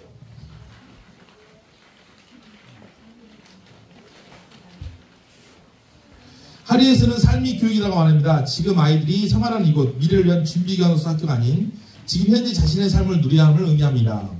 이를 위해서는 삶의 시작을 아이들이 이미 알고 있다고 전제해서 시작해야 됩니다. 여기서 알고 있다는 것은 단순히 인지적 알미 아니라 대상에 대한 자기 안의 감각적인 직관입니다.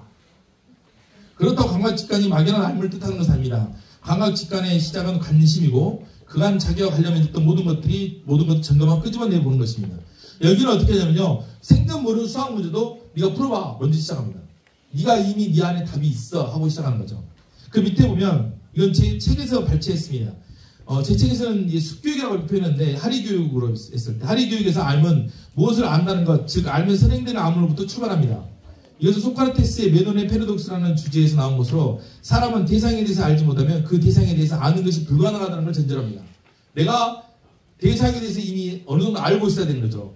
소크라테스는 어떤 것을 알지 못하면 그 일에 대해 무림이나 관심을 가진 것이 불가능하기 때문에 알지 못하는 것을 아는 것은 불가능하다고 말합니다. 그러므로 사람은 이미 알고 있는 것을 안다고 하며 안다고 하는 행위는 알고 있는 것을 상기함으로써 달성합니다. 결국 알은 존재하는 상태가 아니라 내 안에서 받아들여야 하는 인식의 가용치입니다.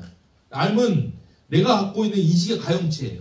그러니까 여러분들이 아이가 나중에 고등학교 가고 대학을 가거나 할 때 새로운 것을 알게 될 때는 내가 갖고 있는 인식의 가용치가 얼마나 되냐예요. 그러니까 다시 말하면 여러분들 어떻습니까? 얘가 어떤 공부를 하고 있으면 저건 시험에 안 나오잖아. 너 공부 좀 해. 아니라니까요. 아니에요. 내가 알고 있는 인식의 가용치가 얼마나 되냐에 따라서. 과거에는 알고 있는 것이 벽돌처럼 딱 벽돌같이 교과서 같은 것이었어요. 그게 아니라고요. 지금은 그것이 나무뿌리 같은 거예요. 인식의 가용치가 내 삶이에요. 내가 얼마나 세상에 대해서 많이 알고 있느냐. 그냥 사사로운 것까지. 내가 얼마나 많이 세상에 대해서 관심 가지고 알고 있느냐에 내가 알고 있는 걸 가지고 받아들입니다. 내가 알고 있는 것을 가지고 새로운 것을 받아들여요. 아까 내가 다리가 4개라 4개면 개라는 거 있잖아요. 그걸 가지고 세상을 받아들이듯이 내가 알고 있는 것을 가지고 세상을 받아들여요. 그러니까 교과서에만 가지고 공부해서는 안 된다는 거예요. 우리 삶 속에 있었던 모든 것들을 갖고 해야 돼요.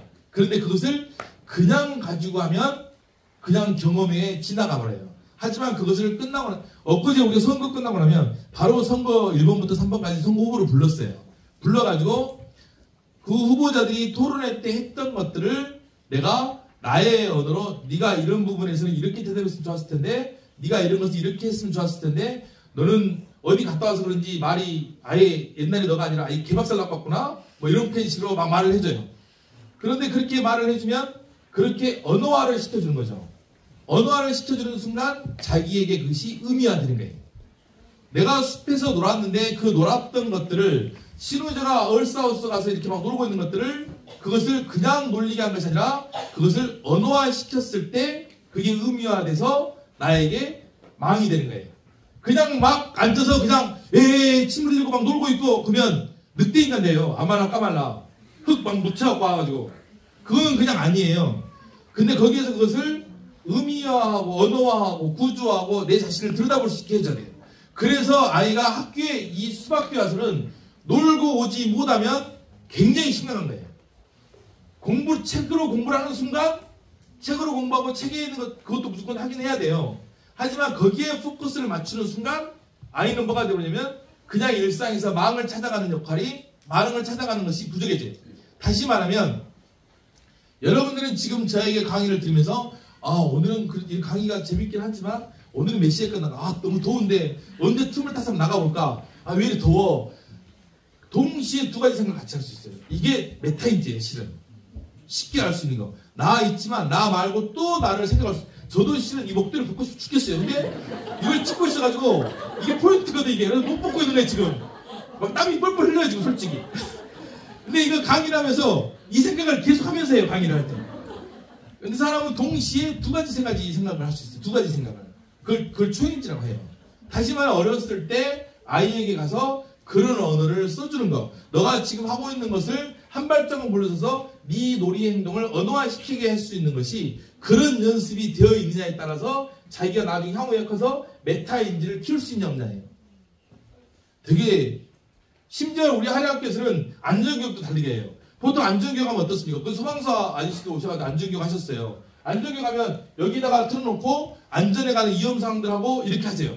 우리 학교는 그것도 하지만 뭣도 아니면 어디든지 가면 제일 먼저 물어본 것이 여기 오면 뭐가 위험할 것 같아? 여기 뭐가 위험할 것 같아? 그럼 어떻게 할 거야? 그 다음에 여기 멧돼지가 위험할 것 같아요. 그러면 그럼 어떻게 할래? 그거 물어보는데 5분도 안 걸려요. 여기 가면 뭐가 위험할 것 같아? 돌이 떨어질 것 같아요. 여기 가면 뭐가 위험할 것 같아? 미리 뭐가 위험할 것 같아? 말을 하고 물어보잖아요. 되게 특이한 것이 발생해요. 제 아들은 대학생인데 지금도 가면 뭐가 위험할 것 같은 거 되게 확정해 드린대요. 자기도 모르게 생각해주는 게 의미화되는 게 의식화가 되는 거예요. 이것이 되어 있어야지 그 다음이 돼요.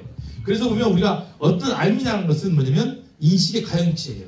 내가 내 안에서 받아들일 수 있는 가용치를 얼마나 많이 확장해놨느냐.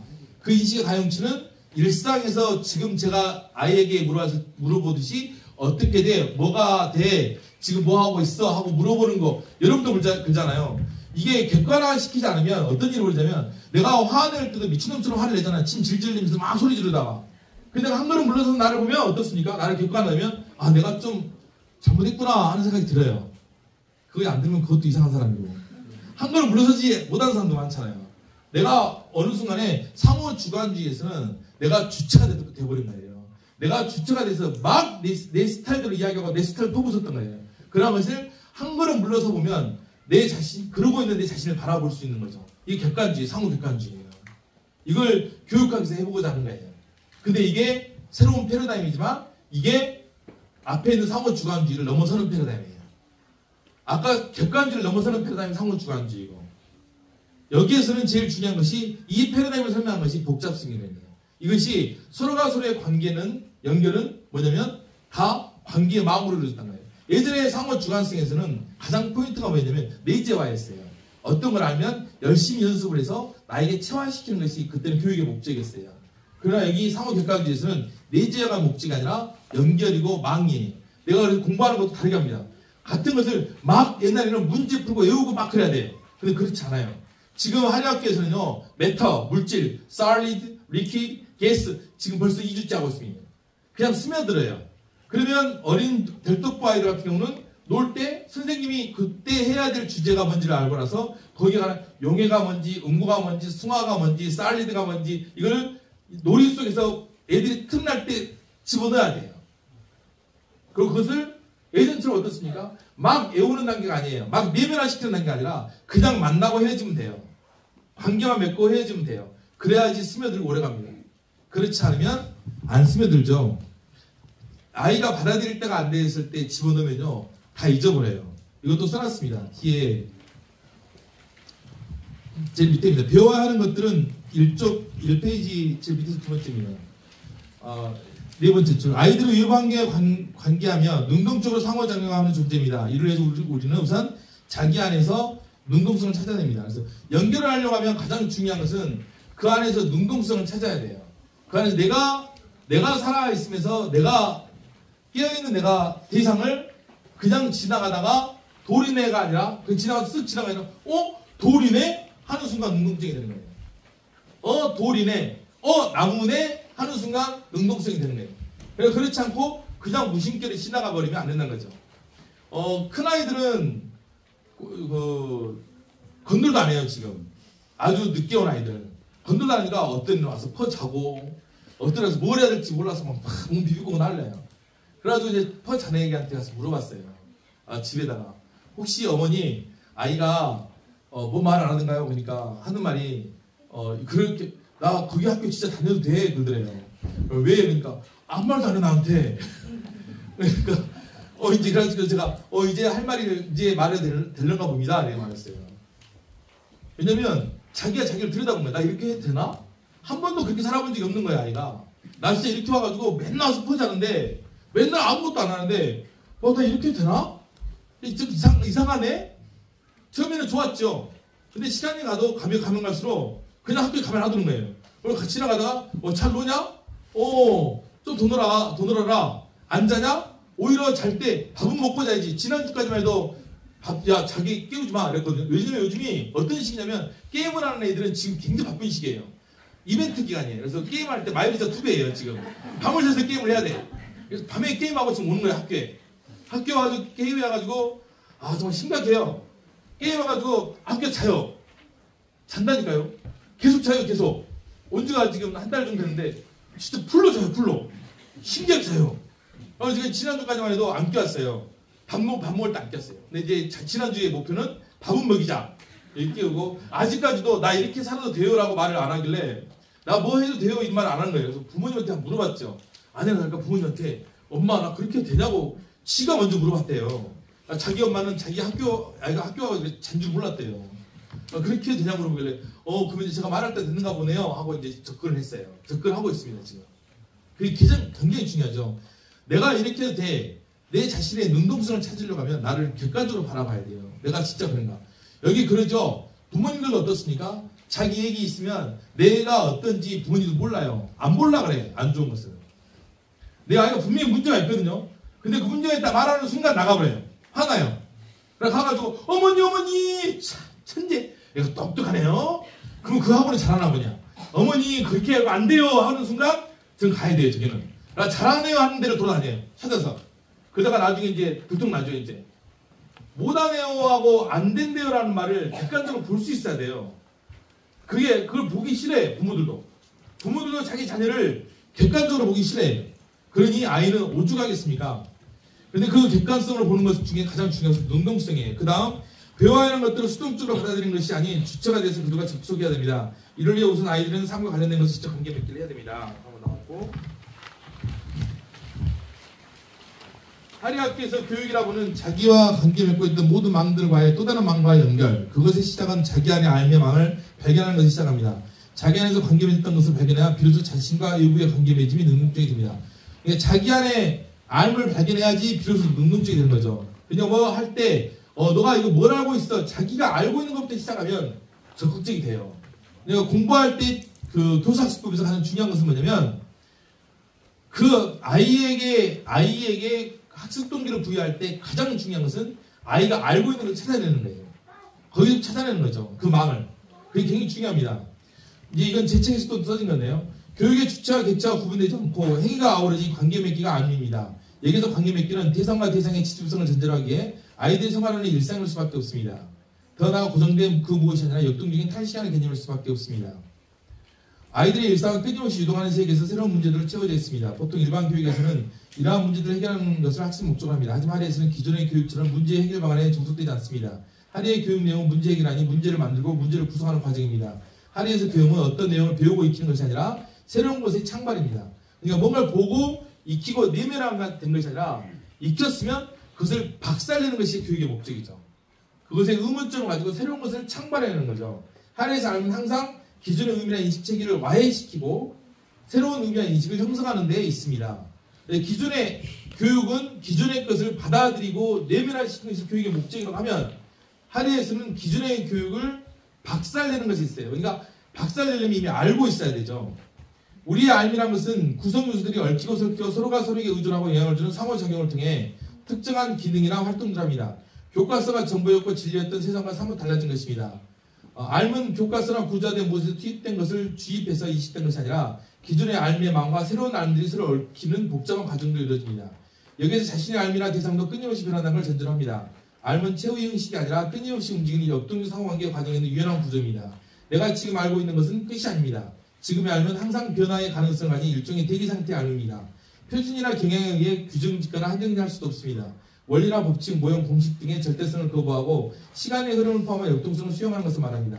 기존에 마련된 상식같이 구성된 것이 아니라 매우 불규칙하고 예측 불가능하며 변화하고 있는 형태를 중요하게 생각합니다. 알은 타자와 상호작용을 하면서 모두가 얽히고 설킨 복잡성 관계의 거대한 구물을 형성하여 끊임없는 순환을 이루면서 새로운 알을 창발시킵니다. 알을 완성된 정형으로 고착시켜 놓으면 변화에 관한 실제 상황에 유연하게 적응하지 못하게 되어 새롭게 생겨나는 문제를 창조로 해결할 수 있는 능력이 없어지게 됩니다. 여러분 이거 읽는데 전혀 무리함이 없죠? 네, 여러분들 수준이 학위 과정을 넘어서는 수준이에요. 박사학위 넘어서는 수준이에요. 이게 어려운 내용이에요. 이해되죠? 네, 내가 잘 가르치는 것이 아니고 여러분들이 똑똑한 거예요. 알은 여러 층위로 되어 있으며 이러한 층위는 여러 층의 구조로 질서지어 있습니다. 그 층위들 간의 이동은 차분히 구조적으로 순차적으로 이동하는 것이 아니라 창발합니다. 창발하게 됩니다. 그러니까 1학년 다음에 2학년, 2학년 다음에 3학년이라도 구조로 순차적으로 하는 것이 아니에요. 층위는 갖고 있지만 그것이 창발해서 업을 시킵니다. 발달은 여러 차원의 계층의 주기적 변화를 그리며 발현하는 다채로운 현상입니다. 무엇보다도 중요한 것은 층위가 존재한다는 것입니다.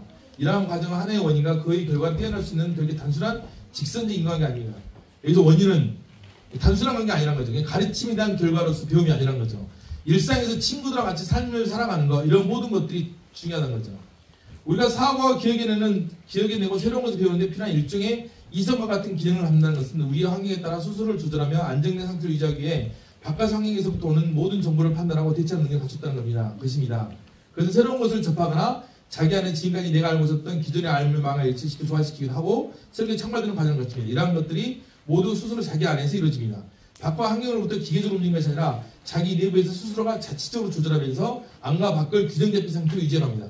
자기 안에서 유지해가는 거죠. 이게 다시 말하면 그 다음에 뭐냐면 그러므로 억지로 내부에 투입하라고 해도 내부에서 준비가 되어 있지 않으면 관계 맺기가 불가능해집니다. 다시 말하면 아이들이 내부에서 준비가 되어 있어야지 받아들여진단 말이에요. 그것이 서로 억지로 투입을 했었어도 시간이 지나면 그 마음들은 결합되지 못하고 해체되어 버립니다. 아이들에게 무엇인가를 억지로 많은 걸 투입하다 보면 안정된 조절을 이루기 어렵습니다. 사장되어 버리거나 폭발해 버립니다. 이거죠. 아이들에게 아직 망이 있지 않은데 억지로 집어넣으면, 다시 말해 학원에서 단어를 200개, 300개씩 외우면, 단어를 200개, 300개씩 외우고 그러면 될 것 같은데, 그 순간 외울 것 같은데 1년 지나고 2년 지나면 잊어버린 거죠. 안에 망이 없기 때문에요. 국어에 관해서 국어 능력이 안 되는데 영어로 어려운 걸 해요. 기원이 뭔지를 모르는데 애가 어리다가 기원을 외우고 있어요. 원초적이란 말이 뭔지도 모르는데 베이직 원초적 외우고 있어요. 저희 때는 베이직 하면 청바지였는데 지금 웃는 사람들은 다 비슷한 사람들이 나오고. 자, 교육은 그들에게 마음을 조직할 수 있는 연결의 고리들을 만들어주는 걸 선행해야 됩니다. 외부의 교육보다는 오히려 자기 안의 구성요소 간의 복잡한 상호작용을 더 중요시해야 됩니다. 다시 말해서 부모님들이 아이들 학원을 할 때 가장 중요한 것은 외부에서 어떤 걸 개입해 줄 것이냐보다 자기가 자기 안에서 어떻게 사고하고 어떻게 망을 갖고 있고 어떻게 망을 구축해 가느냐가 가장 중요한 부분입니다. 사건들의 망, 그것은 정형화되지 않는 복잡한 구조를 의미합니다. 제일 마지막 장 넘어가겠습니다.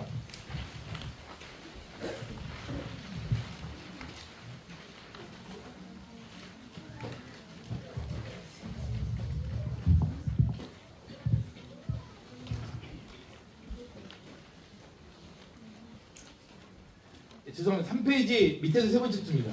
3페이지 밑에서 세 번째 줄.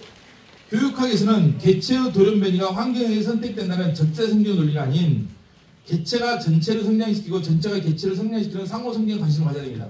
지금 우리 교육은 어떻게 되냐면요.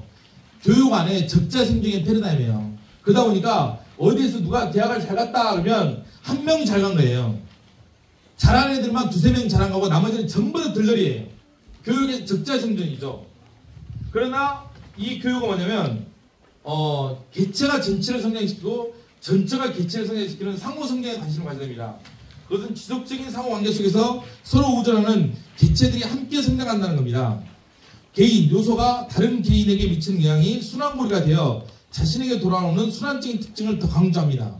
이게 상호 객관주의예요. 교사와 아이들 간의 공동체로 구성된 학교에서는 교사와 아이들보다는 아이들 간의 상호작용이 더 중요시되고 학교 밖보다는 아이가 직접 살고 있는 교사와 학교 안이 더 중요되고, 그러니까 학교 안에서는 아이와 아이가 더 중요시되고 학교 밖으로 가면 학교가 더 중요시되고, 거시적이고 원론적이면 추상적인 것보다는 미시고 구체적인 것이 더 중요합니다. 내부의 구조들이 지속적인 상호관계 속에서 서로 우존하면서 함께 성장합니다. 내가 무엇을 얼마나 많이 하느냐, 내가 얼마나 성장했냐보다는 공동체의 실력이 얼마나 성장했느냐에 따라 그 아이의 성장이 나에게 영향을 미친다는 겁니다. 되게 특이했던 것은 이 말을 쓰고 이걸 갖고 연구를 하고 이걸 아티클 낸 것이 뭐냐면 이겁니다. 뭐냐면 저도 이해가 안 되는 거예요. 졸업한 선배들을 보니까 다 잘했어요. 나고자가 없이. 왜 그래 됐을까 하고 본 거예요.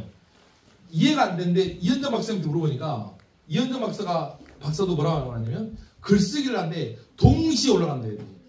글쓰기 실력이 동시에 쭉 올라간대요. 진짜 신기하대요. 그래서 지금 우리 교육은 그렇지 않았잖아요. 지금까지는 적자 생존의 원칙에 따라서 잘하는 애 하나 있고 나머지는 도태되고, 이게 우리 교육의 패러다임이에요. 옆에 애가 잘하고 못하건 필요 없이 내가 잘하면 돼요. 그리고 올라갔던 거예요. 이게 이런 패러다임이 200년 전의 패러다임이에요. 찰스 다윈의 진어른이 이미 해체되기 시작했어요. 과연 그게 맞는가? 기업체에서는 기업이 잘 살고 나면 다른 사람들은 도태돼야 되는가? 인간 사회가. 아니라는 거죠. 학교 교육 현장은 과연 뭘까 하고 보니까 실제 이현정 박사도 신기하대요. 글쓰기를 주도하다 보니까 글쓰기가 그 또래가 같이 올라간대요. 애들이 변화되면 같이 변화되는 거예요. 되게 무섭죠. 이게 포인트예요. 이게. 저도 깜짝 놀랐어요. 저도 졸업한 선배들이 왜 다 잘 됐을까 이해가 안 되더라고요. 그러지 않습니까? 멍청이들만 남았었는데. 실은 6학년 때 구구단을 외울 줄 아는 애들 나갔다니까요. 구구단을 못 외워서 중학교 못 간 애들만 남았었어요. 인수분을 못 외우는 애들만 고등학교 못 갔어요. 고등학교 가서 못 따라가니까. 근데 왜 걔들이 잘했을까요? 하는 생각을 해보니까 뭐가 있냐면 여기는 개체가 아니라 공동체를 했기 때문에 그래요. 같이 함께 나가니까. 그래서 어떤 팀은요, 아예 개박살하는 팀이 하나 있어요. 그 개박살하는 팀은 계속 개박살, 다 같이 개박살이에요, 다 같이. 다 같이 개박살이에요. 한 명이 치고 나가면 같이 치고 나가질 텐데, 한 명이 치고 나갈 만 한데, 걔가 안 치고 나가요. 그게 걔의 실력이고, 그 집단의 실력이에요. 되게 무섭죠? 이게 지금 상호 객관주의 패러다임이에요. 이게 잘 보세요, 부모님들도. 나중에 부모님들도 내 아이 또래가 지금 잘하고 있는가, 내 아이가 속해져 있는 무리가 잘하는가를 봐야 돼요. 내 아이가 잘하고 있는가를 보면 그건 답이 안 나와요. 그건 오히려 한계가 있어요. 그러나 내 아이 무리를 성장시키고 그 무리가 다시 성장시켜요. 그래서 보면 교육학에서는 되게 재밌는 게 중에 하나가 뭐냐면 노벨상을 받았던 곳이 미국의 한 고등학교 한 반에서 그 교실에서 노벨상 3명 나왔어요. 한 반에서. 되게 특이하죠. 제가 카페에 올라갔지만 인도의 산티니게타는 그 숲속의 산티니게타는 한 도시에서 그 한 학교에서 노벨상 4명 나왔어요. 그 한 학교에서 땅바닥에 앉아서 하는 그 대안학교 한 학교에서 노벨상이 4명 나왔어요. 그것들을 어떻게 설명할까요? 말이에요. 그런 것들은 거기에서 뭘 가르치냐, 어떤 교육의 패러다임을 갖고 있느냐, 어떻게 해석할까요? 배운 내용이 똑같아요. 배운 내용 오히려 더 허접해요. 별 것이 없는 것 같아요. 뭘로 설명할 거냐 말이죠. 그게 뭐냐면 공동체가 설명해 주는 거예요. 이게 가장 포인트 중에 하나입니다. 자, 마지막입니다. 사건들 망에서는 개인이 아닌 이중적 구조, 공동체가 더 중요합니다. 받아들인 내용들은 자기 안에서 끊임없이 연결망들을 끄집어내어 의미화, 언어화해야 합니다. 그리고 그것들을 재구성해야 됩니다. 이를 위해 나를 객관화할 수 있어야 됩니다. 인간이라는 주체가 자기의 모든 것, 즉 타자를 객체로 지각해서는 안 됩니다.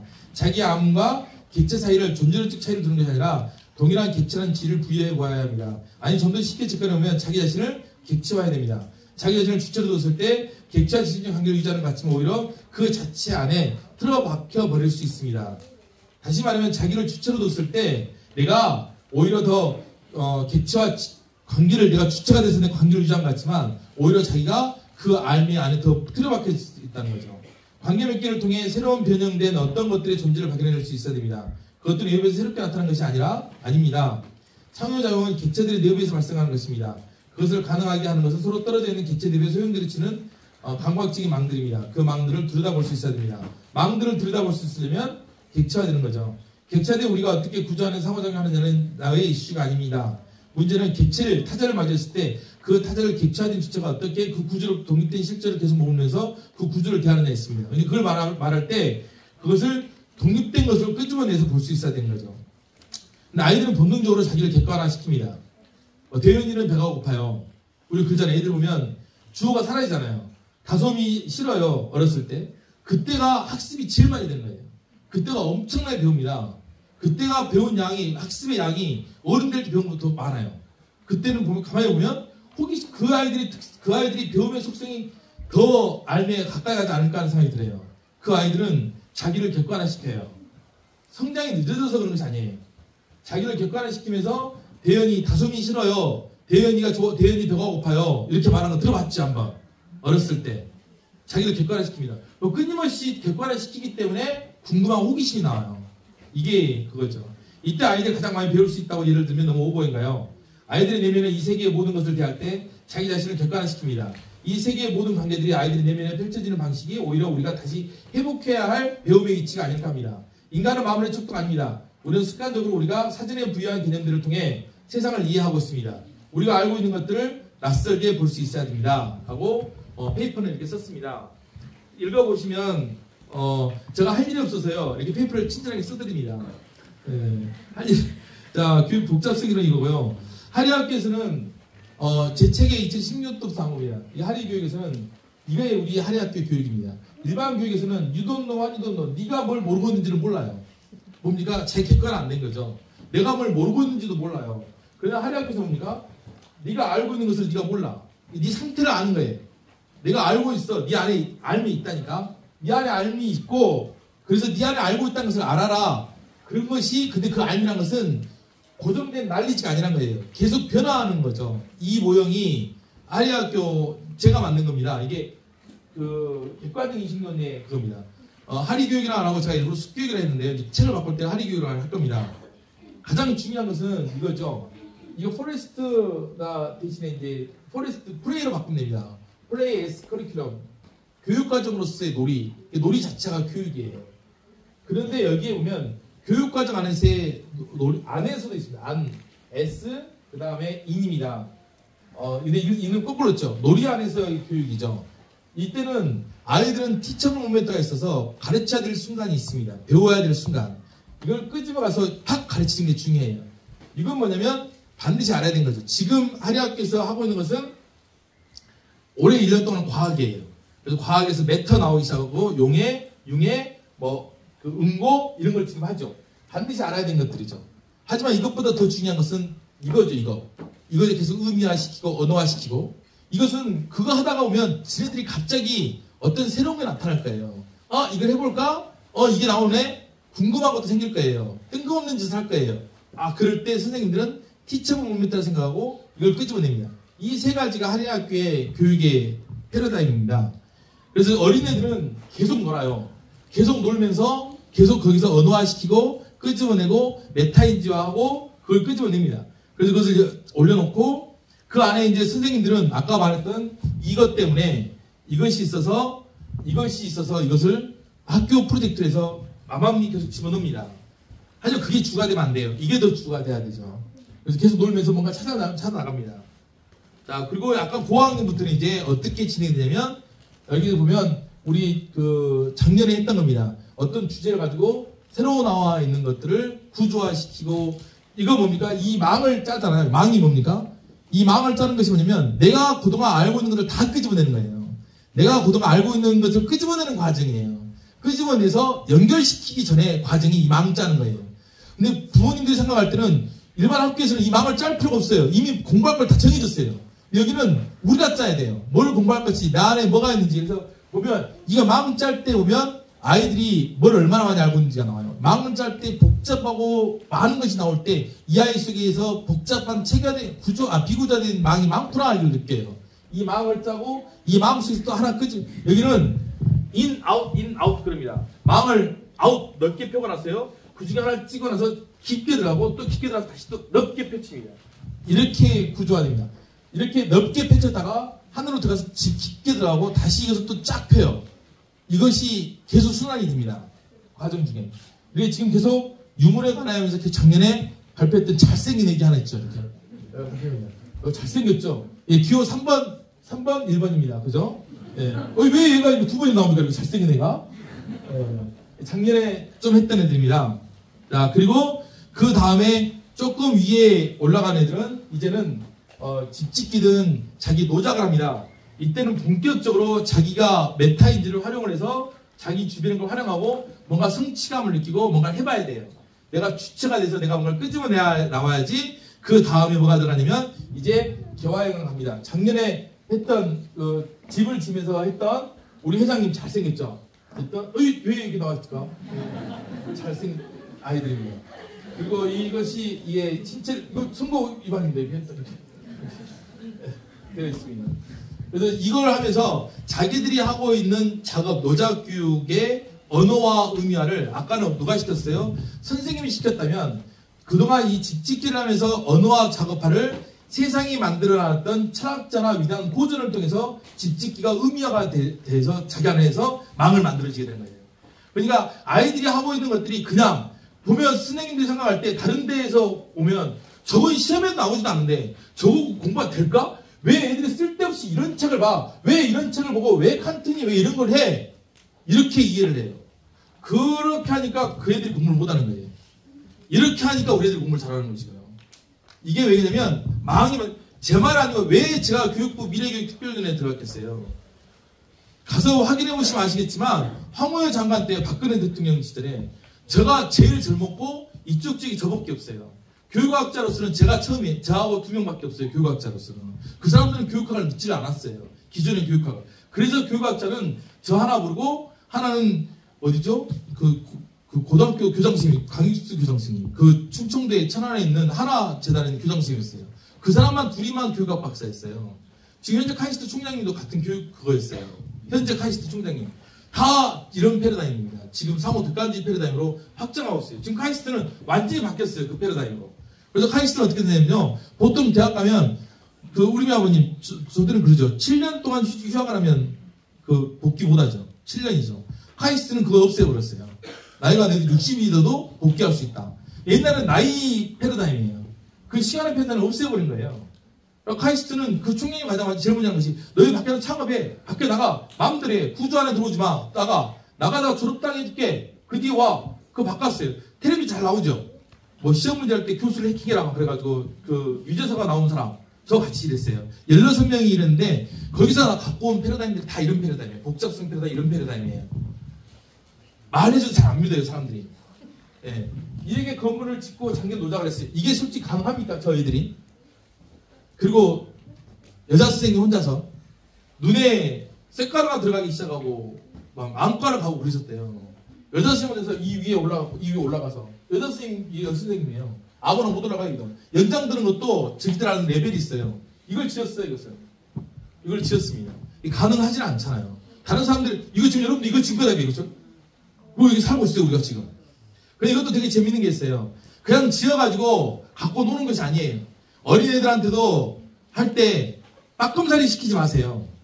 빠끔살이가 아니다니까요. 소꿉놀이가 아니에요. 그냥 애들이 만든 요리를 직접 먹어요. 세팅을 하고. 그래야지 자기 존재가 가치 있게 느껴지는 거예요. 장난이 아니에요. 애들이 만든 집에서 직접 생활을 해야 돼요. 장난삼아 해서는 안 돼요.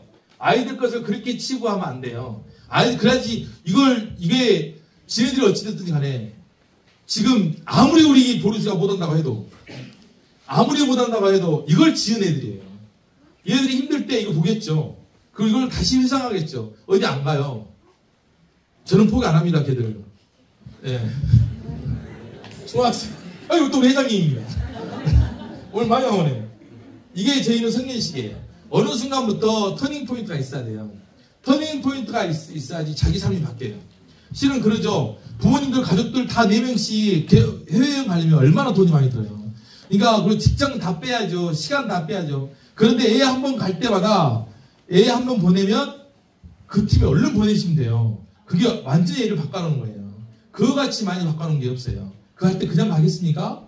새로운 것을 낯선 곳에서 계속 의미화 작업을 하겠죠. 그 과정을 통해 가는 건데 우리 하루께서는 이 개화여행이 뭐냐면 우리가 관혼상제라고 합니다. 관은 성인식이라는 거고 혼은 기호 2번입니다.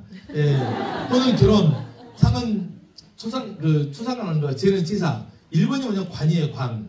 이 관이라는 것은 성년식이 되는 거거든요. 어른이 될 때는 뭔가 터닝 포인트가 있어야 돼요. 이 어른이 되는 과정이 이겁니다.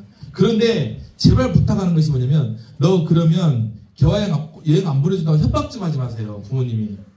협박하고 돈 안 준다고 협박하고. 그러면 안 돼요. 그것은 뭐냐면요. 거래 대상이 아니에요. 잘 보세요. 내가 누군가를 사랑했어요. 다솜이 아버님, 다솜이 어머님하고 사랑하고 연애할 때 너 자기 나한테 뭐 해주면 뭐 해주면 내가 해줄게 라고 한 적 있습니까?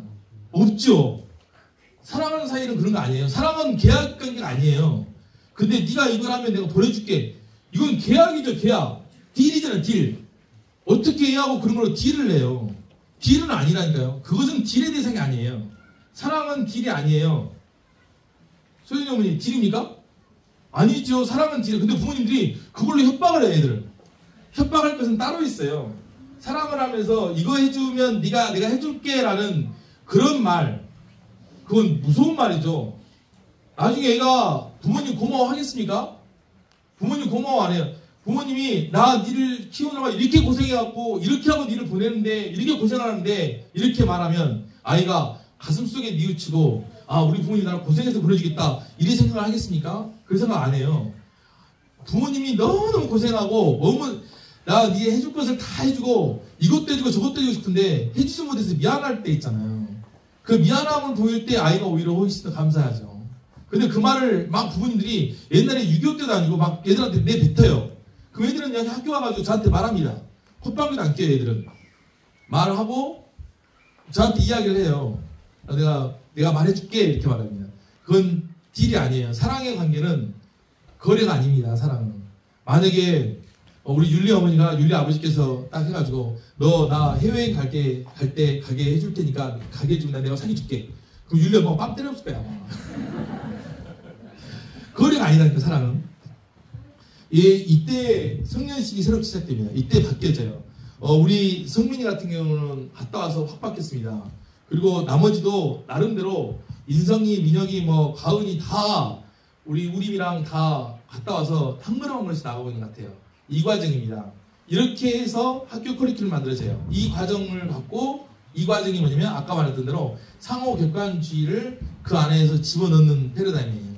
교과서가 없죠. 교과서가 없습니다. 비옵니다.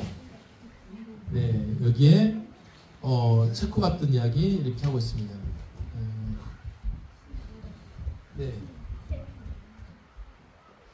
네, 여기까지 혹시 질문 있습니까? 자, 그러면 딱 1분만 바로 옆에 있는 분하고 오늘 뭐가 좋았는지 두 가지씩 이야기하면 돼요. 오늘 뭐가 좋았습니까? 뭐가 의미 있었습니까? 부부간에는 꼭 하시고요. 지연이 어머니 왜 안 하십니까? 두 분 하시라고요. 아니요, 고기만 끄떡이고 20년씩 아니라니까. 언어화 시켜야 돼, 언어화. 말로 해봐야 돼요, 말로. 뭐가 좋았는지.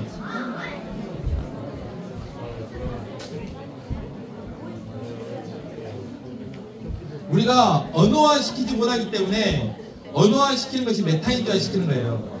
언어화 시키지 못하기 때문에 감정도 그렇죠. 그래서 아이들하고 공부하거나 어디 갔다 가면 반드시 언어화 시키는 작업을 해야 돼요. 근데 어른들이 안 해요. 오늘 뭐가 좋았습니까? 어떤 게 기억에 남아요?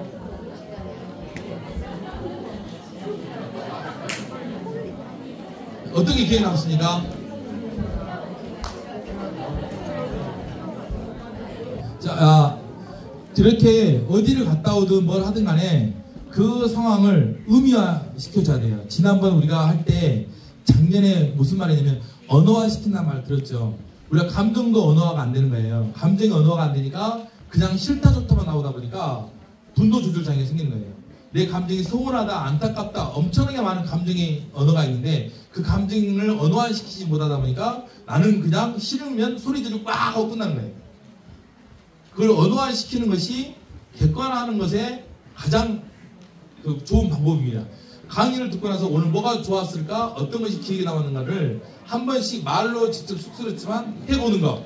여러분들이 그래서 밥을 먹고 식사 도중에서도 오늘 뭐가 맛있었어? 어떤 맛이나 이런 것도 이야기를 해보고 미술관 가서도 그렇게 해보고 자꾸 언어화 시켜보는 거. 나를 한 발짝 물러서서 나를 바라보게 하는 방법 중에 하나입니다. 자, 오늘 고맙습니다.